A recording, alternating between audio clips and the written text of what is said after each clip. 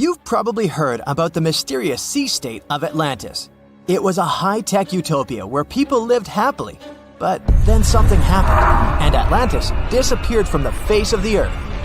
Many people believe that this city lies at the bottom of the Atlantic Ocean. But what if we've been looking in the wrong place all this time? What if it's somewhere different from where they're trying to find it?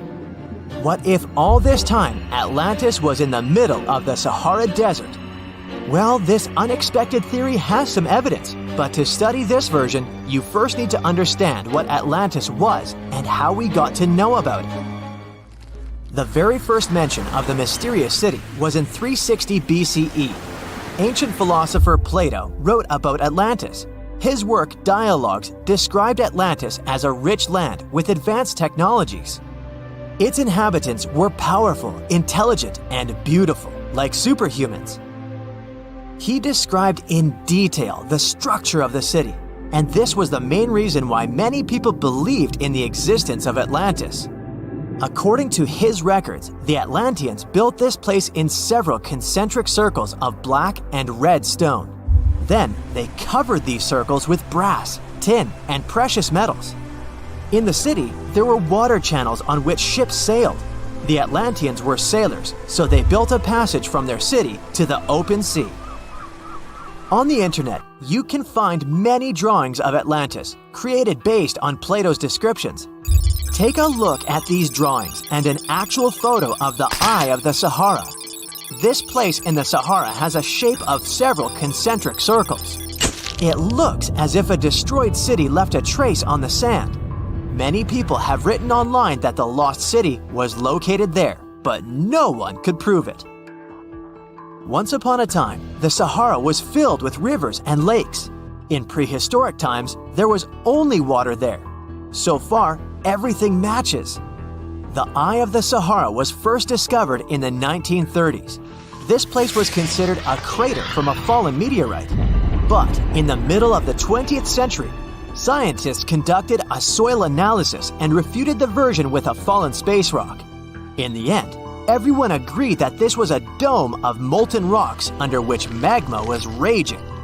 For millions of years, wind and water had been destroying the formed landscape and eventually made it look like perfect circles.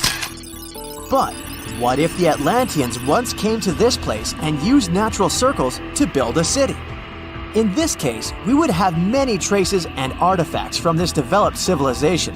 And yes, archaeologists did find some arrowheads, spears, oars, and other things there. But this has nothing to do with Atlantis. In the Eye of the Sahara, a multitude of Acheulean artifacts lies. It was an ancient tribe that frequented this place. For the first time, Acheulean tools appeared more than 1.5 million years ago.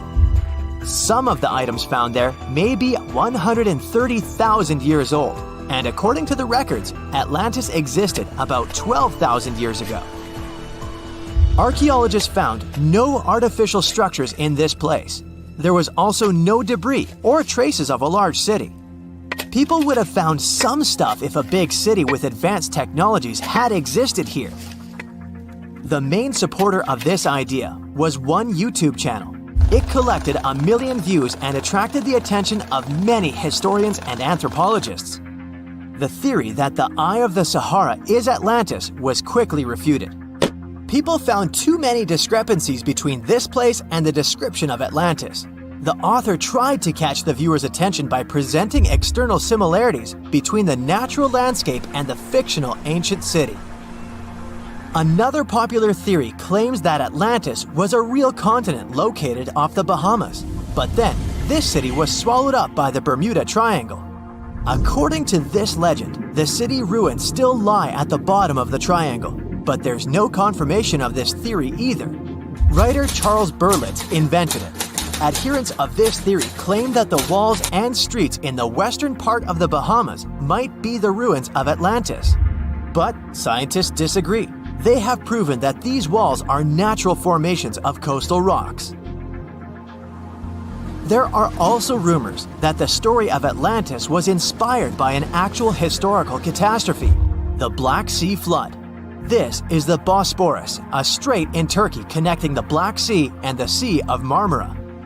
Around 5600 BCE, the Black Sea was twice as small as it is now and had many cities on its shores. Unfortunately, a huge flood destroyed this flourishing civilization. Within a year, cities descended underwater, and surviving inhabitants moved to foreign lands and spread stories about the flood. Maybe these stories inspired Plato to come up with Atlantis. In the 1950s, people came up with another version. Atlantis was the continent that is now Antarctica. Tens of thousands of years ago, a warm continent with a developed city shifted to the northern part of our planet because of the movement of Earth's crust. The Atlanteans couldn't adapt to the cold conditions, and Atlantis was covered with a thick layer of ice. This theory was refuted when scientists began studying the tectonic plate's nature. It turned out that Earth's crust couldn't have moved such a huge continent as Antarctica. The tectonic plates don't behave this way at all. But the main question is, was Atlantis real? No one had described it before Plato. Perhaps the philosopher came up with it. Maybe he did this to emphasize the correctness of his views on life and to identify his philosophical theories. In his works, he wrote a lot about divine and human nature and how people can destroy this nature. He spoke of decaying ideal societies because of immoral behavior and vices. The Atlanteans were once moral, spiritual people who created a utopia, but then they became greedy and mean. They destroyed their inner nature, and for this, they had to witness the destruction of their city. One night, fires and earthquakes hit Atlantis and plunged the city into the sea. The higher powers punished people for their immoral behavior, and Plato also wanted everyone to be afraid of moral decay. But judging by the descriptions of the earthquakes and fire, it may seem that Atlantis was destroyed by a volcanic eruption, as it was with the ancient Roman city of Pompeii. And such destructions have happened pretty often throughout history. Natural disasters ruined many developed cities. One of the most famous cases occurred in 1100 BCE in the Mediterranean Sea, when a volcanic eruption destroyed the highly developed Minoan society. The Minoan society existed for about 2,000 years. These people mostly lived on the islands of Crete and Santorini, located north of Crete. The Minoans had beautiful houses, a sewage system, and a developed economy. They were engaged in agriculture, grew fruits and vegetables, painted frescoes, and made jewelry. They were the first people to found the thalassocracy, an empire based on the sea. They lived off of fishing, piracy, and maritime trade. At the time, they performed cruel rituals, and their way of life was far from moral. They were used to earthquakes on the island of Santorini, so they reinforced the walls of the city with wooden beams, but they didn't know what a volcanic eruption was. And when the sulfur smell appeared in the air, they didn't suspect the impending catastrophe. When the volcano spilled out tons of lava and ash, all the residents of Santorini abandoned their homes and tried to escape, but they couldn't. The eruption and earthquake triggered a tsunami. A large wave flooded the coastal part of the island of Crete. This hit the economy of the Minoans hard and destroyed their port harbor. Then, foreigners attacked Crete and finally destroyed the developed civilization. Some historians think that Plato could have referred to the Minoan Empire when describing Atlantis. Using their example, he showed how immoral actions could destroy people.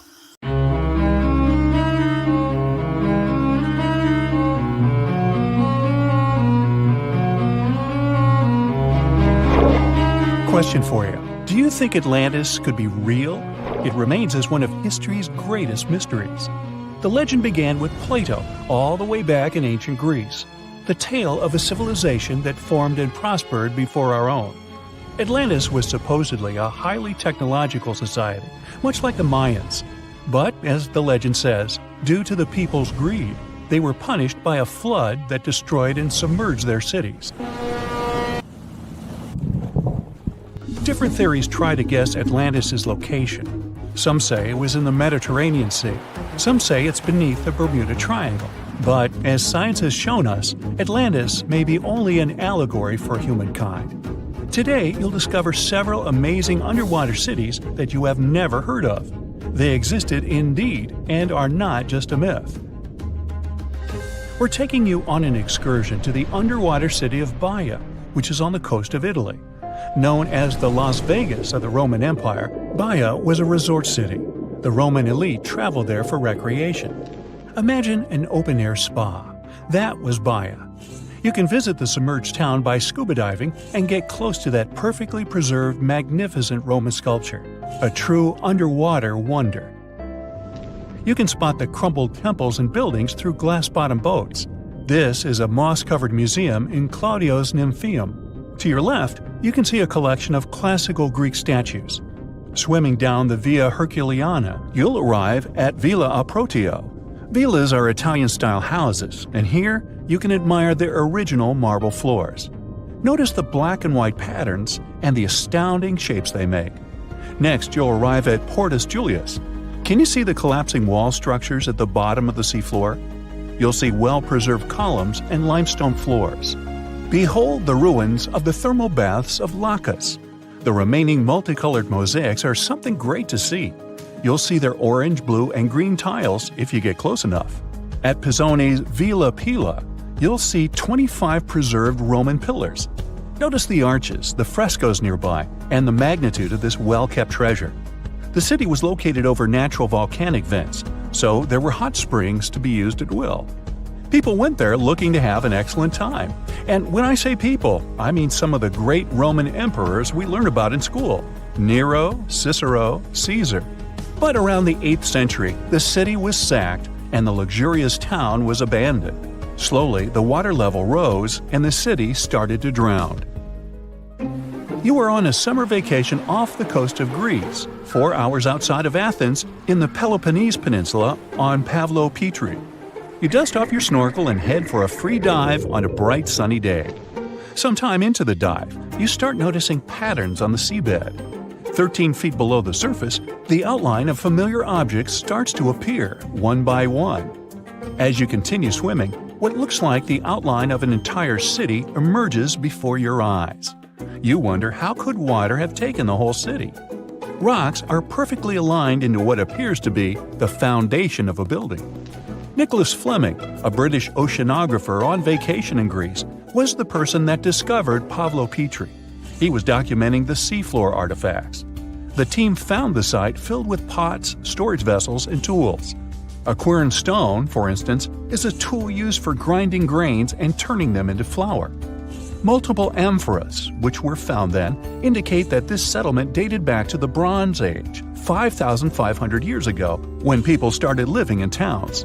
The settlement is believed to have lasted for over 2,400 years. Pavlopetri is considered today the oldest submerged town yet found, and it's impressive that it wasn't a simple village. It was a vibrant port city with stone-built buildings, a marketplace, streets, and even squares. Let's continue our exploration and find secrets in other underwater cities. You are diving off the coast of the Ryukyu Islands. Pacific waters are far from smooth. There's a strong current pulling you into the deep sea. Suddenly, you see a huge structure thanks to the sunlight shining down on the seabed. At first, it looks like Machu Picchu's ruins across the globe in Peru. As you approach it, you slowly figure out its form. A pyramid-shaped structure, arches, staircases. It's something that could have easily been a palace or castle. Could this also be a sign of human activity? What you just saw is known today as the Yonaguni Monument. It also goes by the name of Japan's Atlantis. The entire monument is about the size of 5 football fields and the height of a 5-story building. Its most surprising feature is its expansive terraces that host large crowd gatherings. Explorers and scientists believe that Yonaguni dates back to 10,000 years ago. But whether it is a man-made structure or a natural formation is still under debate. For Japan's top marine geologist, Professor Masaki Kimura, Yonaguni is the heritage of a lost civilization. Kimura has dived into exploring the ruins over 100 times over the past 10 years. According to him, there are clear signs of human activity down there. The Triangle Pool, located on the monument's surface, is a triangle-shaped concave that is a historical symbol of water fountains in the region. There is also a giant turtle carved on the eastern side of the structure. And according to Kimura, turtles have an important cultural meaning. Several pieces of stone tools have been recovered from the site. Their estimated age dates back to 10,000 years ago. However, not all scientists are convinced of the same. For many, Yonaguni is the result of thousands of years of erosion. The fact that the monument is composed of one massive rock leads them to believe that it is not human-made. The defined edges and flat surfaces resemble a natural formation occurrence in Northern Ireland, known as Giant's Causeway. A series of interlocking basalt columns look like the ruins of a palace, but they were the result of volcanic activity in the region. Well, stay tuned for more underwater discoveries. The next stop on our voyage is one of today's most famous underwater cities that has turned into an underwater archaeological park. The city of Port Royal in Jamaica exists today only below the surface. But in 1692, it was one of the wealthiest cities in the Western Hemisphere. Port Royal was the center of the British Empire at the time, and an important trade city that attracted people from all over. It was also home to real-life pirates of the Caribbean. On the morning of June 7, 1692, the people of Port Royal met a different fate than they probably expected. The bars and restaurants beaming with life woke up shaking. People were taken out of bed with the power of a massive earthquake, estimated today at 7.5 on the Richter scale. One survivor says he saw the earth opening up and swallowing the town whole. What he said could be true, as the city was mainly built over sand. The ground sucked buildings, roads, and everyone above. Geysers erupted, and finally, waves as big as 10-story-high buildings hit the city. About 33 acres of the city disappeared underwater, and amazingly, most of its 17th century remains lie in good condition under 40 feet of water. In the ruins, archaeologists have found taverns, storage rooms, kitchens, and recreational buildings used for diverse purposes. You can see a grand lion statue, a submerged bridge, and many picturesque arches. Now, do you fancy a trip to India? Just outside its coast lies another sunken marvel. A site known as the Lost City of Cambay is located on the Gulf of a similar name. It remained hidden until 2001, when the National Institute of Ocean Technology did a routine water assessment. With sonar technology, which sends a wave of sound to the bottom of the sea, they found something far beneath the surface. Images showed well-defined geometric shapes spread along a 5-mile stretch. The remains found dated to more than 9,500 years ago, meaning that this civilization was lost at around the end of the Ice Age. Debris recovered from the site included construction material, pottery, beads, sculptures, and even bones. Scientists argue whether these artifacts are indeed from the site. But if they truly are, then the lost city of Cambay would be the oldest civilization in the world. So, imagine you're 15 and you get bored of playing video games. Instead, to pass the time, you decide to give some attention to an old hobby of yours, tracking down lost Mayan cities. You've heard that some ancient civilizations are said to have built entire cities based on constellations, so you decide to check out whether that was true for the Mayans. You find a book containing all the constellations the Mayan civilization believed to exist. You open good old Google Maps and map every ancient Mayan city discovered to date. You start seeing that this information actually matches. And truly, the biggest ancient Mayan cities correspond to the brightest and biggest stars of the Mayan constellations. Okay, this is getting interesting. You manage to map out over 100 ancient cities when you suddenly notice something strange. There's an area in the Yucatan Peninsula in Mexico where archaeologists have unearthed 2 Mayan cities. But on the constellation map, there are 3 stars. Could this mean there is a long-lost city waiting to be discovered nearby? You might think this sounds too daydreaming, but the story is actually true. The previous account happened to a Canadian teenager named William Gaddery. The boy is known as a science genius and had even won an award for the constellation theory we presented just now. When he noticed that a 3rd city was missing from the 23rd constellation he was examining, he began to scour the internet for satellite pictures that could help him solve this mystery. He looked into images from NASA, JAXA, a Japan-based satellite company, and Google Earth. These images were still insufficient to answer his questions, so he reached out to a friend inside the Canadian Space Agency. His friend provided him with state-of-the-art satellite imagery that gave him the answer he was looking for. According to the images, there is a large square area right on the border of Mexico and Belize, which looks like the remains of a city. William took the images to a remote sensing expert known as Dr. Armand Larocque from the University of New Brunswick. They studied the images thoroughly and concluded that the area could be housing 30 buildings and even a large pyramid. The scientific and archaeological community went crazy with the 15-year-old's discovery. Could this really be true? Some background. Lost Mayan cities began to be unearthed in the mid-20th century. Since then, ruins from cities such as Tikal, Palenque, and Uxmal have been rediscovered. The Mayans were one of the biggest pre-Columbian civilizations living in the Americas. They began to settle in the area as early as 1500 BCE. Experts believe that, at its height, the Mayan civilization consisted of over 40 cities with a population of millions of people. That's a crowd. And their cities were pretty interesting. Their civilization spanned over Mexico's Yucatan Peninsula, Guatemala, and Belize. They survived mainly on agriculture, so they developed a complex irrigation system in most of their cities. They built a series of ceremonial buildings, pyramids, plazas, and even courts for ball games. The Mayans were keen pyramid builders, but they also developed an advanced astronomical system. With whatever ancient technology they had, they were able to predict the exact location of planets, such as Venus and Mars, and they were able to predict the exact dates of eclipses. That's why the methodology William used to discover this long-lost Mayan city was unusual, but not completely surreal. The Mayans were keen astronomers, so it wouldn't be too strange that they built their major architectural feats in relation to the sky, would it? And they wouldn't be the first ones to be doing so. There is a famous fringe of Egyptology dedicated to studying how the Giza pyramids were built in perfect alignment with the Orion constellation, meaning that each pyramid was purposely built to align with one of the major stars of Orion's belt. According to William, he first had the idea to look at the Mayan constellations because he couldn't understand why the Mayans built their cities where they built them. Most major cities, such as Chichen Itza and Uxmal, aren't near any rivers or significant bodies of water. Instead, they're built on marginal lands and on top of mountains, which confused the 15-year-old. His next thought was that it might have something to do with astronomy.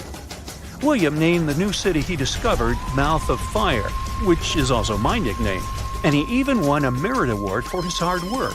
However, his theory was very much contested inside the archaeological community, and many Mayan experts worked to debunk William's findings. Some archaeologists say that constellation theories are too unscientific. Anthony Aveni, a renowned anthropologist and astronomer, referred to William's methodology as an act of creative imagination. He explained that there is no way to be sure what the Mayan constellations really were. It's all just hypothetical. Another debunking of William's findings came from Mayanist David Stewart, who said that the object identified on the satellite imagery is nothing but an old cornfield. His claim was supported by an expedition that took place near the area in 2021, when the archaeologists present reported there was nothing at all in this area. Still, a 15-year-old boy almost found a long-lost Mayan city, which is pretty exciting if you ask me. Similar techniques as those used by William are actually being used to unearth lost civilizations all over the world. According to space archaeologist Sarah Parquet, satellite imagery has been a key player in discovering ancient cities in Egypt and other places. Sarah herself spends most of her days scouring images for any sign of where there could have been cities long ago. What happens, she says, is that any time you have something buried, it's going to be covered either by vegetation, soil or sand, or some other modern construction on top of it. In order to assess whether there is something hidden under large canopies of vegetation or not, she uses infrared technology, for instance. A major recent discovery in Brazil was done in a similar way. Satellite imagery detected a network of trenches dating back to 200 to 1200 CE. These suggest settlements that could have supported around 60,000 people. But in this case, the satellite imagery did indeed correspond to what was on the ground. Researchers from the University of Florida found several mounds that were accompanied by ditches and geoglyphs. Archaeologists also found remnants of carefully designed walls, centered around plazas, much like the type of construction done by the ancient Mayans. Advances in satellite tech have also shed new light on long-discovered ancient Mayan cities, such as Tikal. Located in the heart of the Guatemalan jungle, Tikal is believed to have been the capital of the ancient Mayan Empire. At its height, it was comparable in importance to cities such as London or New York in today's world. It was composed of a series of complex monuments, many of them believed to have been the resting places of kings and chiefs. Tikal is already known to have been big, but recent discoveries show it could have been even 3 times larger than what scientists originally believed. The main discovery revolves around a fortification on the outskirts of the city, indicating how far the original city stretched. And new discoveries still take place. In 2017, researchers also unearthed new clues regarding the potential causes of the decline of the Mayan civilization. Using data from a Sidon seawall located 62 miles southwest of Tikal, scientists analyzed radiocarbon data from ceramics and archaeological excavations to extract new information about the sudden demise of this great civilization. The information shows that, instead of a sudden collapse, the Mayans most likely collapsed in waves of social instability and political crises. These events are believed to have deteriorated Mayan city centers and began causing the dispersion of the Mayan population. Well, it seems like it's a prime time to uncover ancient ruins. What do you say? Will you give it a try as well? Imagine discovering an ancient city without leaving the comfort of your home. In 1963, a man in the Nevşehir province of Turkey did exactly that. He was renovating his house. He knocked down a wall in his basement and found a mysterious room. He continued digging and saw a tunnel. This is how Derinkuyu underground city was found.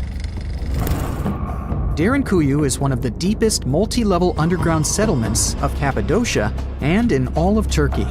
This engineering masterpiece has 8 levels. The inhabitants living on those floors had access to cellars, storage areas, chapels, a school, a study room, and other structures. All floors are connected by an extensive network of tunnels. It's believed that the underground city was built as a shelter. You can't see the construction from the outside. Its depth is approximately 279 feet. The complex was large enough to shelter about 20,000 people, plus their livestock and food supplies. There's also a 180-foot ventilation shaft. People used it both for ventilation and as a well. The well supplied water both to the villagers living on the surface and to those hiding in the underground city. Interestingly, those living on the bottom levels were able to cut off the water supply for the upper and ground levels. This kept the water safe from potential poisoning. The place was designed for protection. The tunnels could be blocked from the inside with huge round rolling stone doors. The passageways were extremely narrow. Potential invaders had to enter the tunnels one at a time. Seems like they thought of everything in the 7th century BCE. Archaeologists believed the Phrygians were the ones who first built the levels. After them, the structure was used and enhanced in Roman times. This was when the chapels were added. The golden time of Derinkuyu, however, was during the Byzantine era. But how did these people manage to create such tunnels? Well, the rock they carved them into wasn't usual. It was soft volcanic rock. It appeared due to a geological process that began millions of years ago. Volcanic eruptions covered the area in thick ash. It then solidified into this soft rock. When the natural forces of wind and water eroded softer parts, only hard elements remained. Fun fact, fairy chimneys are also made of intricately shaped volcanic soft rock, but they formed naturally without any human intervention. I'm still in Turkey, but this time, my destination is Çanakkale, where a myth came to life.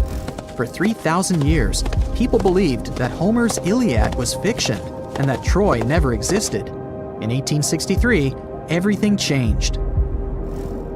Expatriate Frank Calvert discovered ancient ruins in western Turkey. He was convinced they belonged to the ancient city of Troy. Heinrich Schliemann examined this area in 1868. That's when Troy saw sunlight again after all those centuries. Troy has complex layers. Over the years, 9 ancient cities were built on top of one another. Historians say that the area was strategically located between Europe and Asia, so it became a prosperous trade and cultural center. This strategic position made Troy attractive throughout history. After the Trojan conflict, the city was abandoned between the years 1100 to 700 BCE. Then Greek settlers rediscovered the area, and Alexander the Great ruled there. The Romans then invaded the city. Speaking of this event, the first thing you would see when visiting the site is a replica of the wooden Trojan horse from a movie shot in 2004. The next stop is Lothal. In the 1950s, Lothal and several other Harappan sites were discovered in India. These new provinces extended the boundaries of the Indus Valley civilization. Lothal was an important part of the Harappan civilization. It had vast cotton and rice fields. Plus, it had a bead-making factory. Beads were made from semi-precious stones, like agate. Many of these beads were later found in Mesopotamia, which serves as evidence that Lothal was a thriving trading port. Archaeologists believe that the city was part of an ancient trade route. Traces of agriculture? Check. Traces of trade? Check. What else? The remains of residential buildings, streets, bathing pavements, and drains. Some real city planning, and impressive examples of early urbanization. The town was well constructed. There were modern houses. Some of them had 6 rooms, bathrooms, a large courtyard, and even a veranda. Lothal also had the world's oldest known dock. It linked the city with the Sabarmati River and the trade route. The ancient Mayan city of Calakmul is located in southern Mexico in the tropical forest of the Tierras Bajas. From 500 CE to 800 CE, Calakmul was home to over 50,000 people. There was a central plaza surrounded by outer districts. And if we count both the inhabitants of all those outer areas and those who lived in the center, Calakmul had a population of more than 1.5 million people. It was a city that was habitable for 12 centuries. It's believed that the place had more constructions than any other excavated Maya settlements in the region. After 1000 CE, the Maya civilization there faced a downfall. The settlement that was once the center of Mesoamerica was almost completely abandoned. The ancient city was at the heart of the second largest tropical forest in America. The site is well preserved, so today, if you were to visit it, you would be able to picture what life looked like in ancient Mayan times.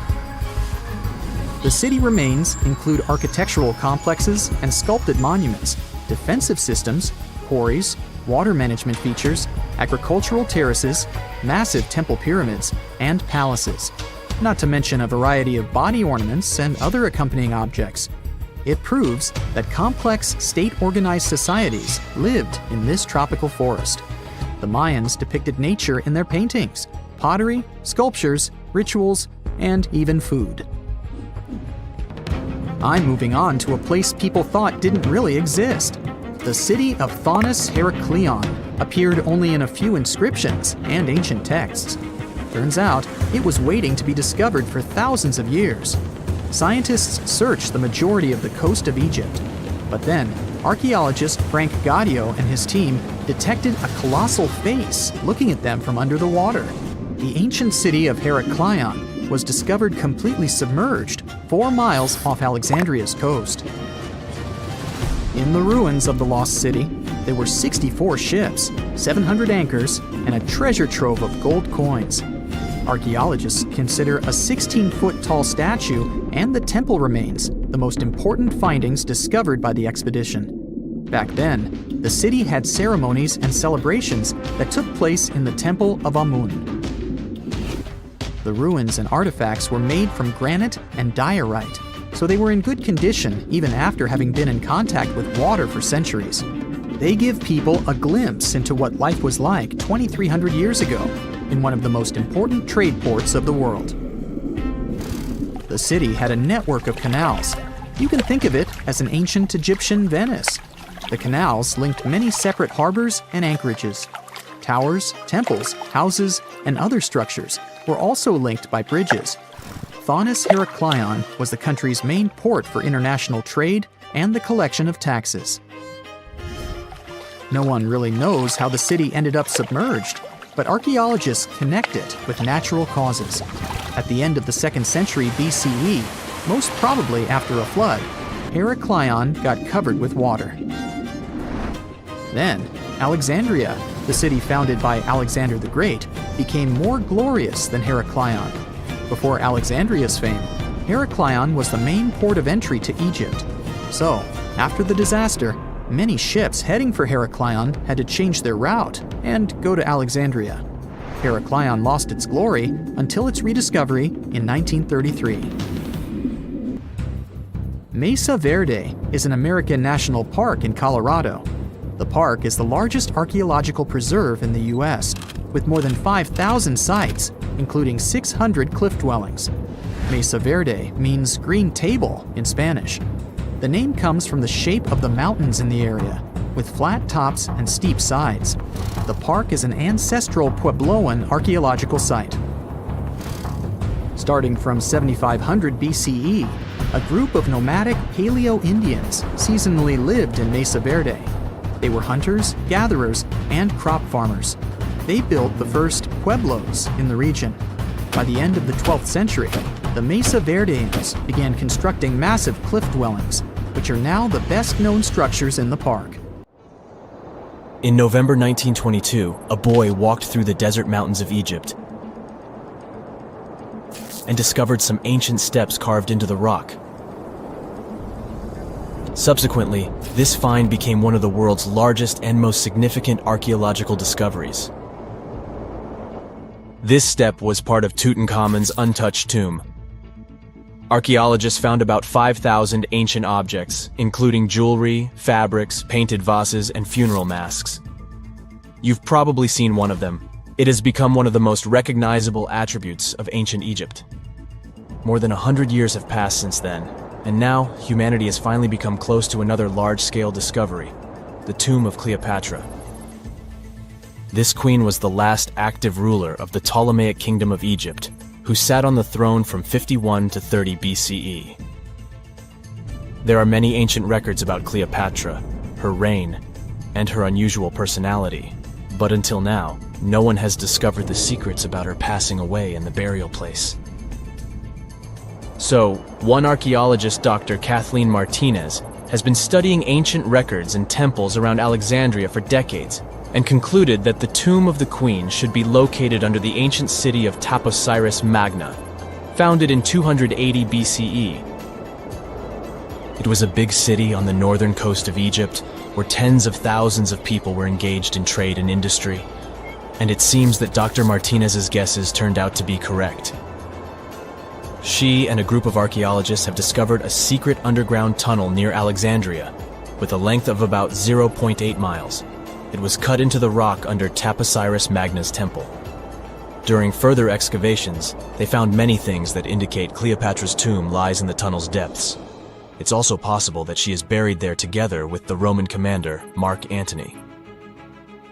According to ancient records, Cleopatra and Mark Antony loved each other and together opposed the Roman Senate, which declared Antony a traitor. The fact that natural disasters have occurred on the territory of Taposiris Magna for thousands of years can complicate the excavations. Earthquakes and floods destroyed the city and possibly flooded its underground tunnels.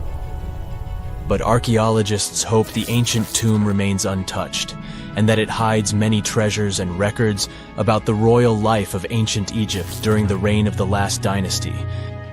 There's a chance that excavations will go underwater and in the mud. This will require much time and funding, but archaeologists are sure it's worth it. Anyway, it's too early to say that Cleopatra is really buried there. but scientists have found many things in the tunnel that confirm this, including clay pots, dozens of coins with the image of Cleopatra and Alexander the Great, as well as a bust with the image of the Egyptian queen. Cleopatra is still one of the most popular personalities in Egypt, on an equal footing with Ramesses III and Tutankhamun. She inspired many films, paintings, and books, but what made her so popular? She became famous for her inconsistency. She was a beautiful, intelligent ruler who pulled Egypt out of the crisis and made it a prosperous power. Medieval Arabic texts say she knew chemistry, mathematics, and philosophy, and may have written several scientific books. She knew several languages and had excellent diplomatic skills. At the same time, there are many legends that she was a femme fatale who drove many men crazy. However, there's no evidence that her beauty was incomparable. The image of a stunning model was created by Hollywood when it made several films where famous actresses performed the role of Cleopatra. And the Roman Emperor Octavian, the adopted son of Julius Caesar, specially created the image of Cleopatra as an insidious seductress because he was her enemy. Even though she was born in Egypt, Cleopatra wasn't an Egyptian. Her ancestors were Greeks, among whom was one of the generals of Alexander the Great. However, the people of Egypt loved her. She learned the language and was very sensitive to the traditions of this country. She knew the history, mentality, and customs of ancient Egypt well.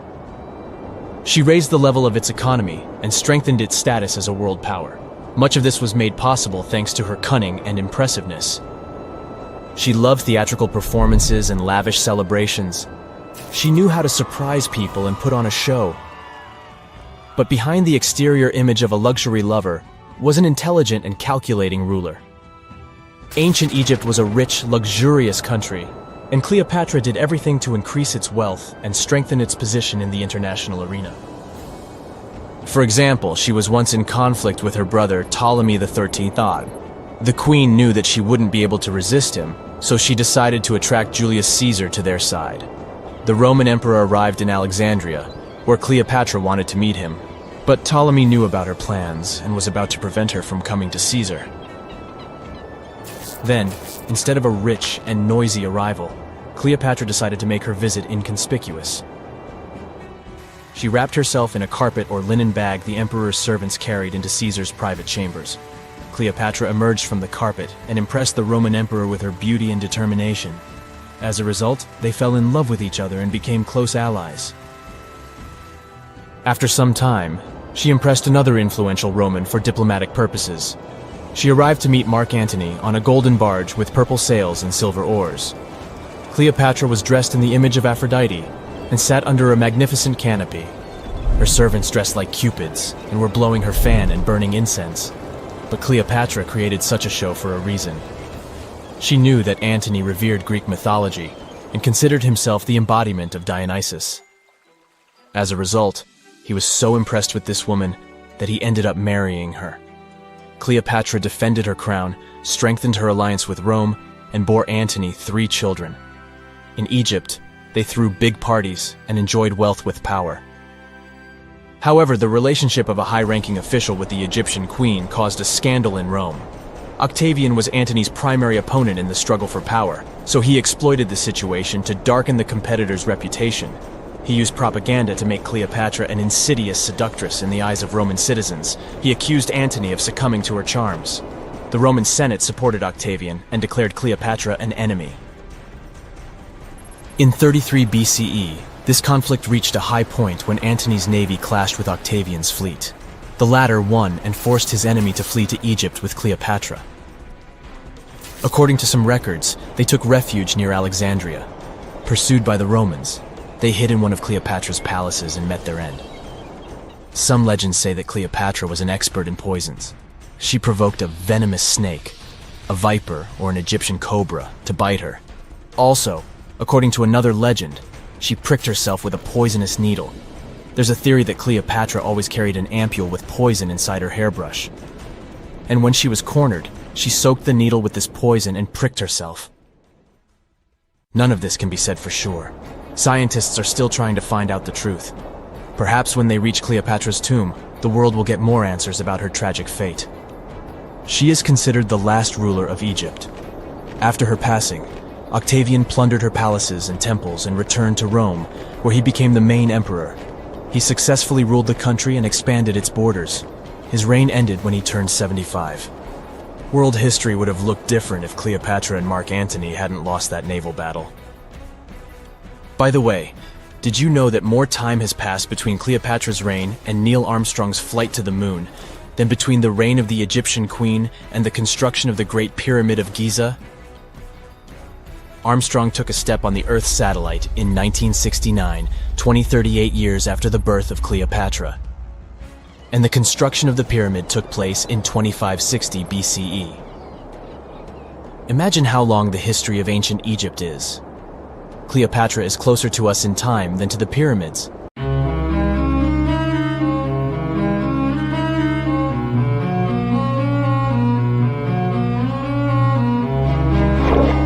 Question for you. Do you think Atlantis could be real? It remains as one of history's greatest mysteries. The legend began with Plato, all the way back in ancient Greece. The tale of a civilization that formed and prospered before our own.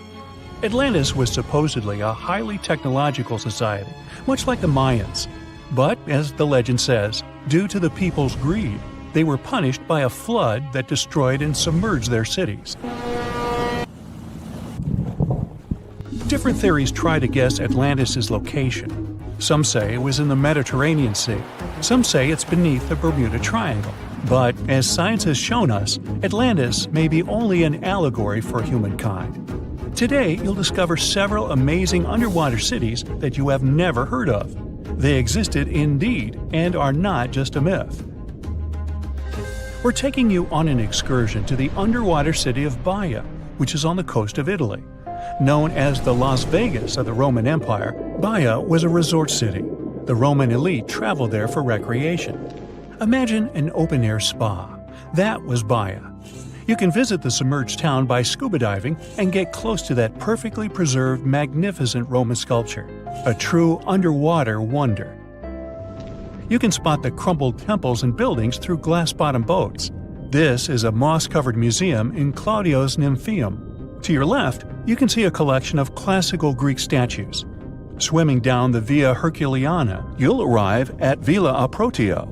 Villas are Italian-style houses, and here you can admire their original marble floors. Notice the black and white patterns and the astounding shapes they make. Next, you'll arrive at Portus Julius. Can you see the collapsing wall structures at the bottom of the seafloor? You'll see well-preserved columns and limestone floors. Behold the ruins of the thermal baths of Lacus. The remaining multicolored mosaics are something great to see. You'll see their orange, blue, and green tiles if you get close enough. At Pisoni's Villa Pila, you'll see 25 preserved Roman pillars. Notice the arches, the frescoes nearby, and the magnitude of this well-kept treasure. The city was located over natural volcanic vents, so there were hot springs to be used at will. People went there looking to have an excellent time. And when I say people, I mean some of the great Roman emperors we learned about in school: Nero, Cicero, Caesar. But around the 8th century, the city was sacked and the luxurious town was abandoned. Slowly, the water level rose and the city started to drown. You are on a summer vacation off the coast of Greece, 4 hours outside of Athens, in the Peloponnese Peninsula on Pavlopetri. You dust off your snorkel and head for a free dive on a bright sunny day. Sometime into the dive, you start noticing patterns on the seabed. 13 feet below the surface, the outline of familiar objects starts to appear, one by one. As you continue swimming, what looks like the outline of an entire city emerges before your eyes. You wonder, how could water have taken the whole city? Rocks are perfectly aligned into what appears to be the foundation of a building. Nicholas Fleming, a British oceanographer on vacation in Greece, was the person that discovered Pavlopetri. He was documenting the seafloor artifacts. The team found the site filled with pots, storage vessels, and tools. A quern stone, for instance, is a tool used for grinding grains and turning them into flour. Multiple amphoras, which were found then, indicate that this settlement dated back to the Bronze Age, 5,500 years ago, when people started living in towns. The settlement is believed to have lasted for over 2,400 years. Pavlopetri is considered today the oldest submerged town yet found, and it's impressive that it wasn't a simple village. It was a vibrant port city with stone-built buildings, a marketplace, streets, and even squares. Let's continue our exploration and find secrets in other underwater cities. You are diving off the coast of the Ryukyu Islands. Pacific waters are far from smooth. There's a strong current pulling you into the deep sea. Suddenly, you see a huge structure thanks to the sunlight shining down on the seabed. At first, it looks like Machu Picchu's ruins across the globe in Peru. As you approach it, you slowly figure out its form. A pyramid-shaped structure, arches, staircases. It's something that could have easily been a palace or castle. Could this also be a sign of human activity? What you just saw is known today as the Yonaguni Monument. It also goes by the name of Japan's Atlantis. The entire monument is about the size of 5 football fields and the height of a 5-story building. Its most surprising feature is its expansive terraces that host large crowd gatherings. Explorers and scientists believe that Yonaguni dates back to 10,000 years ago. But whether it is a man-made structure or a natural formation is still under debate. For Japan's top marine geologist, Professor Masaki Kimura, Yonaguni is the heritage of a lost civilization. Kimura has dived into exploring the ruins over 100 times over the past 10 years. According to him, there are clear signs of human activity down there. The triangle pool, located on the monument's surface, is a triangle-shaped concave that is a historical symbol of water fountains in the region. There is also a giant turtle carved on the eastern side of the structure. And according to Kimura, turtles have an important cultural meaning. Several pieces of stone tools have been recovered from the site. Their estimated age dates back to 10,000 years ago. However, not all scientists are convinced of the same. For many, Yonaguni is the result of thousands of years of erosion. The fact that the monument is composed of one massive rock leads them to believe that it is not human-made. The defined edges and flat surfaces resemble a natural formation occurrence in Northern Ireland, known as Giant's Causeway. A series of interlocking basalt columns look like the ruins of a palace, but they were the result of volcanic activity in the region. Well, stay tuned for more underwater discoveries. The next stop on our voyage is one of today's most famous underwater cities that has turned into an underwater archaeological park. The city of Port Royal in Jamaica exists today only below the surface. But in 1692, it was one of the wealthiest cities in the Western Hemisphere. Port Royal was the center of the British Empire at the time, and an important trade city that attracted people from all over. It was also home to real-life pirates of the Caribbean. On the morning of June 7, 1692, the people of Port Royal met a different fate than they probably expected. The bars and restaurants beaming with life woke up shaking. People were taken out of bed with the power of a massive earthquake, estimated today at 7.5 on the Richter scale. One survivor says he saw the earth opening up and swallowing the town whole. What he said could be true, as the city was mainly built over sand. The ground sucked buildings, roads, and everyone above. Geysers erupted, and finally, waves as big as 10-story-high buildings hit the city. About 33 acres of the city disappeared underwater, and amazingly, most of its 17th century remains lie in good condition under 40 feet of water. In the ruins, archaeologists have found taverns, storage rooms, kitchens, and recreational buildings used for diverse purposes. You can see a grand lion statue, a submerged bridge, and many picturesque arches. Now, do you fancy a trip to India? Just outside its coast lies another sunken marvel. A site known as the Lost City of Cambay is located on the Gulf of a similar name. It remained hidden until 2001, when the National Institute of Ocean Technology did a routine water assessment. With sonar technology, which sends a wave of sound to the bottom of the sea, they found something far beneath the surface. Images showed well-defined geometric shapes spread along a 5-mile stretch. The remains found dated to more than 9,500 years ago, meaning that this civilization was lost at around the end of the Ice Age. Debris recovered from the site included construction material, pottery, beads, sculptures, and even bones. Scientists argue whether these artifacts are indeed from the site. But if they truly are, then the lost city of Cambay would be the oldest civilization in the world. You've probably heard about the mysterious sea state of Atlantis. It was a high-tech utopia where people lived happily, but then something happened, and Atlantis disappeared from the face of the earth. Many people believe that this city lies at the bottom of the Atlantic Ocean. But what if we've been looking in the wrong place all this time? What if it's somewhere different from where they're trying to find it? What if all this time Atlantis was in the middle of the Sahara Desert? Well, this unexpected theory has some evidence, but to study this version, you first need to understand what Atlantis was and how we got to know about it. The very first mention of the mysterious city was in 360 BCE. Ancient philosopher Plato wrote about Atlantis. His work, Dialogues, described Atlantis as a rich land with advanced technologies. Its inhabitants were powerful, intelligent, and beautiful, like superhumans. He described in detail the structure of the city, and this was the main reason why many people believed in the existence of Atlantis. According to his records, the Atlanteans built this place in several concentric circles of black and red stone. Then they covered these circles with brass, tin, and precious metals. In the city, there were water channels on which ships sailed. The Atlanteans were sailors, so they built a passage from their city to the open sea. On the internet, you can find many drawings of Atlantis, created based on Plato's descriptions. Take a look at these drawings and an actual photo of the Eye of the Sahara. This place in the Sahara has a shape of several concentric circles. It looks as if a destroyed city left a trace on the sand. Many people have written online that the lost city was located there, but no one could prove it. Once upon a time, the Sahara was filled with rivers and lakes. In prehistoric times, there was only water there. So far, everything matches.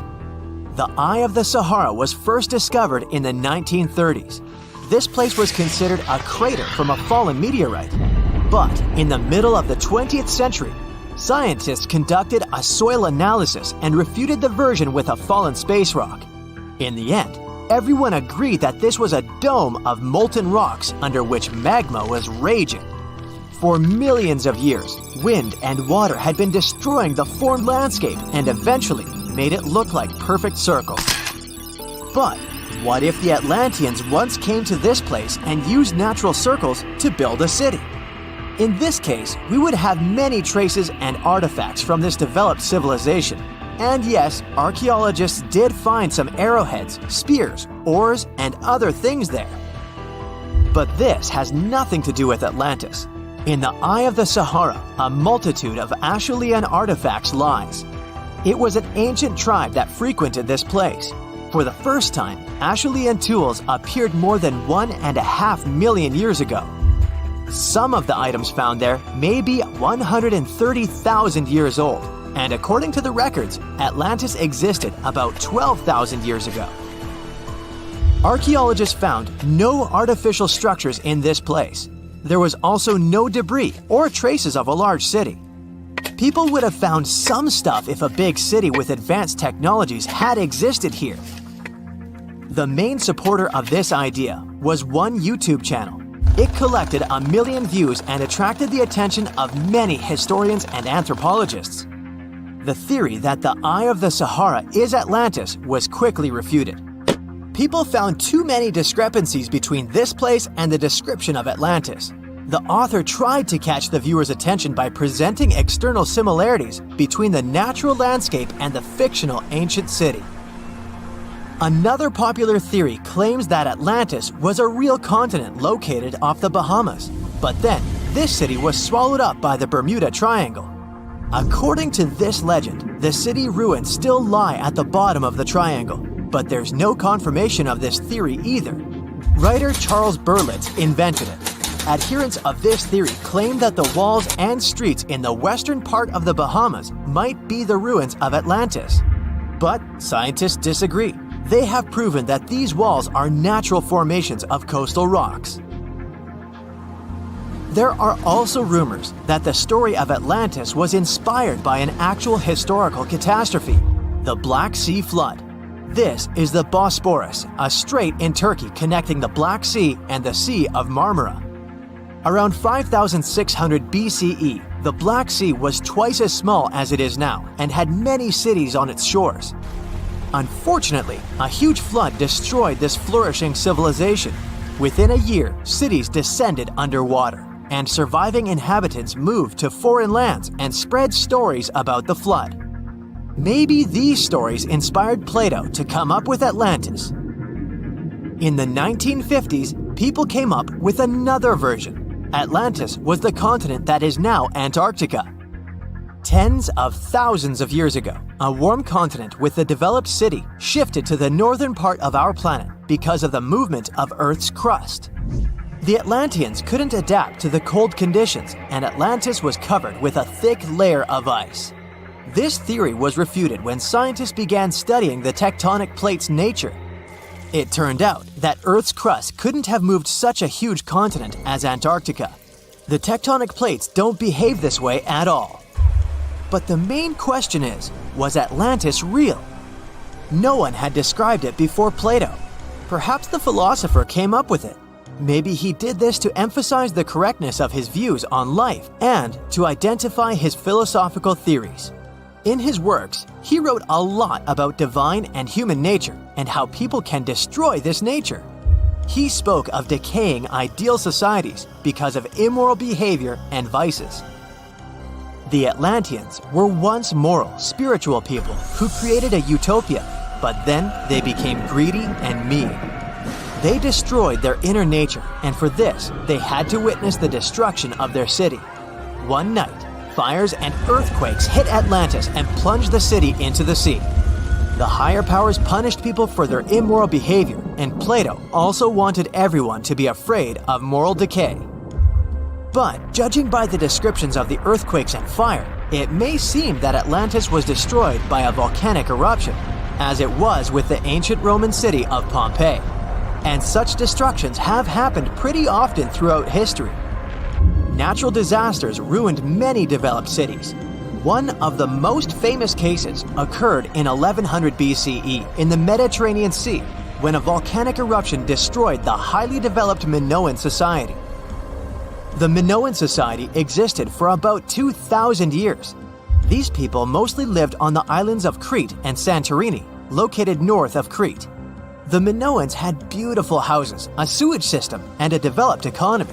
They were engaged in agriculture, grew fruits and vegetables, painted frescoes, and made jewelry. They were the first people to found the thalassocracy, an empire based on the sea. They lived off of fishing, piracy, and maritime trade. At the time, they performed cruel rituals, and their way of life was far from moral. They were used to earthquakes on the island of Santorini, so they reinforced the walls of the city with wooden beams, but they didn't know what a volcanic eruption was. And when the sulfur smell appeared in the air, they didn't suspect the impending catastrophe. When the volcano spilled out tons of lava and ash, all the residents of Santorini abandoned their homes and tried to escape, but they couldn't. The eruption and earthquake triggered a tsunami. A large wave flooded the coastal part of the island of Crete. This hit the economy of the Minoans hard and destroyed their port harbor. Then, foreigners attacked Crete and finally destroyed the developed civilization. Some historians think that Plato could have referred to the Minoan Empire when describing Atlantis. Using their example, he showed how immoral actions could destroy people. In 2018, the most powerful underwater earthquake occurred between East Africa and Madagascar. There was a deep rift between the Earth's crust and the mantle. Hundreds of thousands of tons of magma came out on the surface of the ocean floor. After that, a huge underwater volcano with a height of 2,700 feet was formed near the coast of Madagascar. This is almost twice the height of the Empire State Building, and all this is hidden under the water. French scientists studied this place since it had regular seismic activity. When the geologists went on an expedition to the coast of Madagascar, they discovered this giant underwater rock, which was not here until recently. With the help of geological equipment, they discovered the earthquake happened deeper than usual, below the Earth's crust. Geologists created a special observatory to monitor the situation at this site in real time. Between February and May 2019, they recorded about 17,000 seismic activities below the ocean floor. Scientists had never recorded such deep earthquakes. This suggests that there are reservoirs and drainage systems inside our planet through which magma flows. It's like the veins and vessels of a living organism. The volume of lava the volcano spews at this place can be compared with the volcanic eruptions in the hottest spots of Earth. Perhaps this is one of the most catastrophic, but at the same time, beautiful events in nature over the past few years. To understand what can be beautiful about this, let's first figure out what an underwater volcano is and how it works. Inside our planet, there are incandescent liquid metals and molten rocks containing almost all the chemical elements from the periodic table.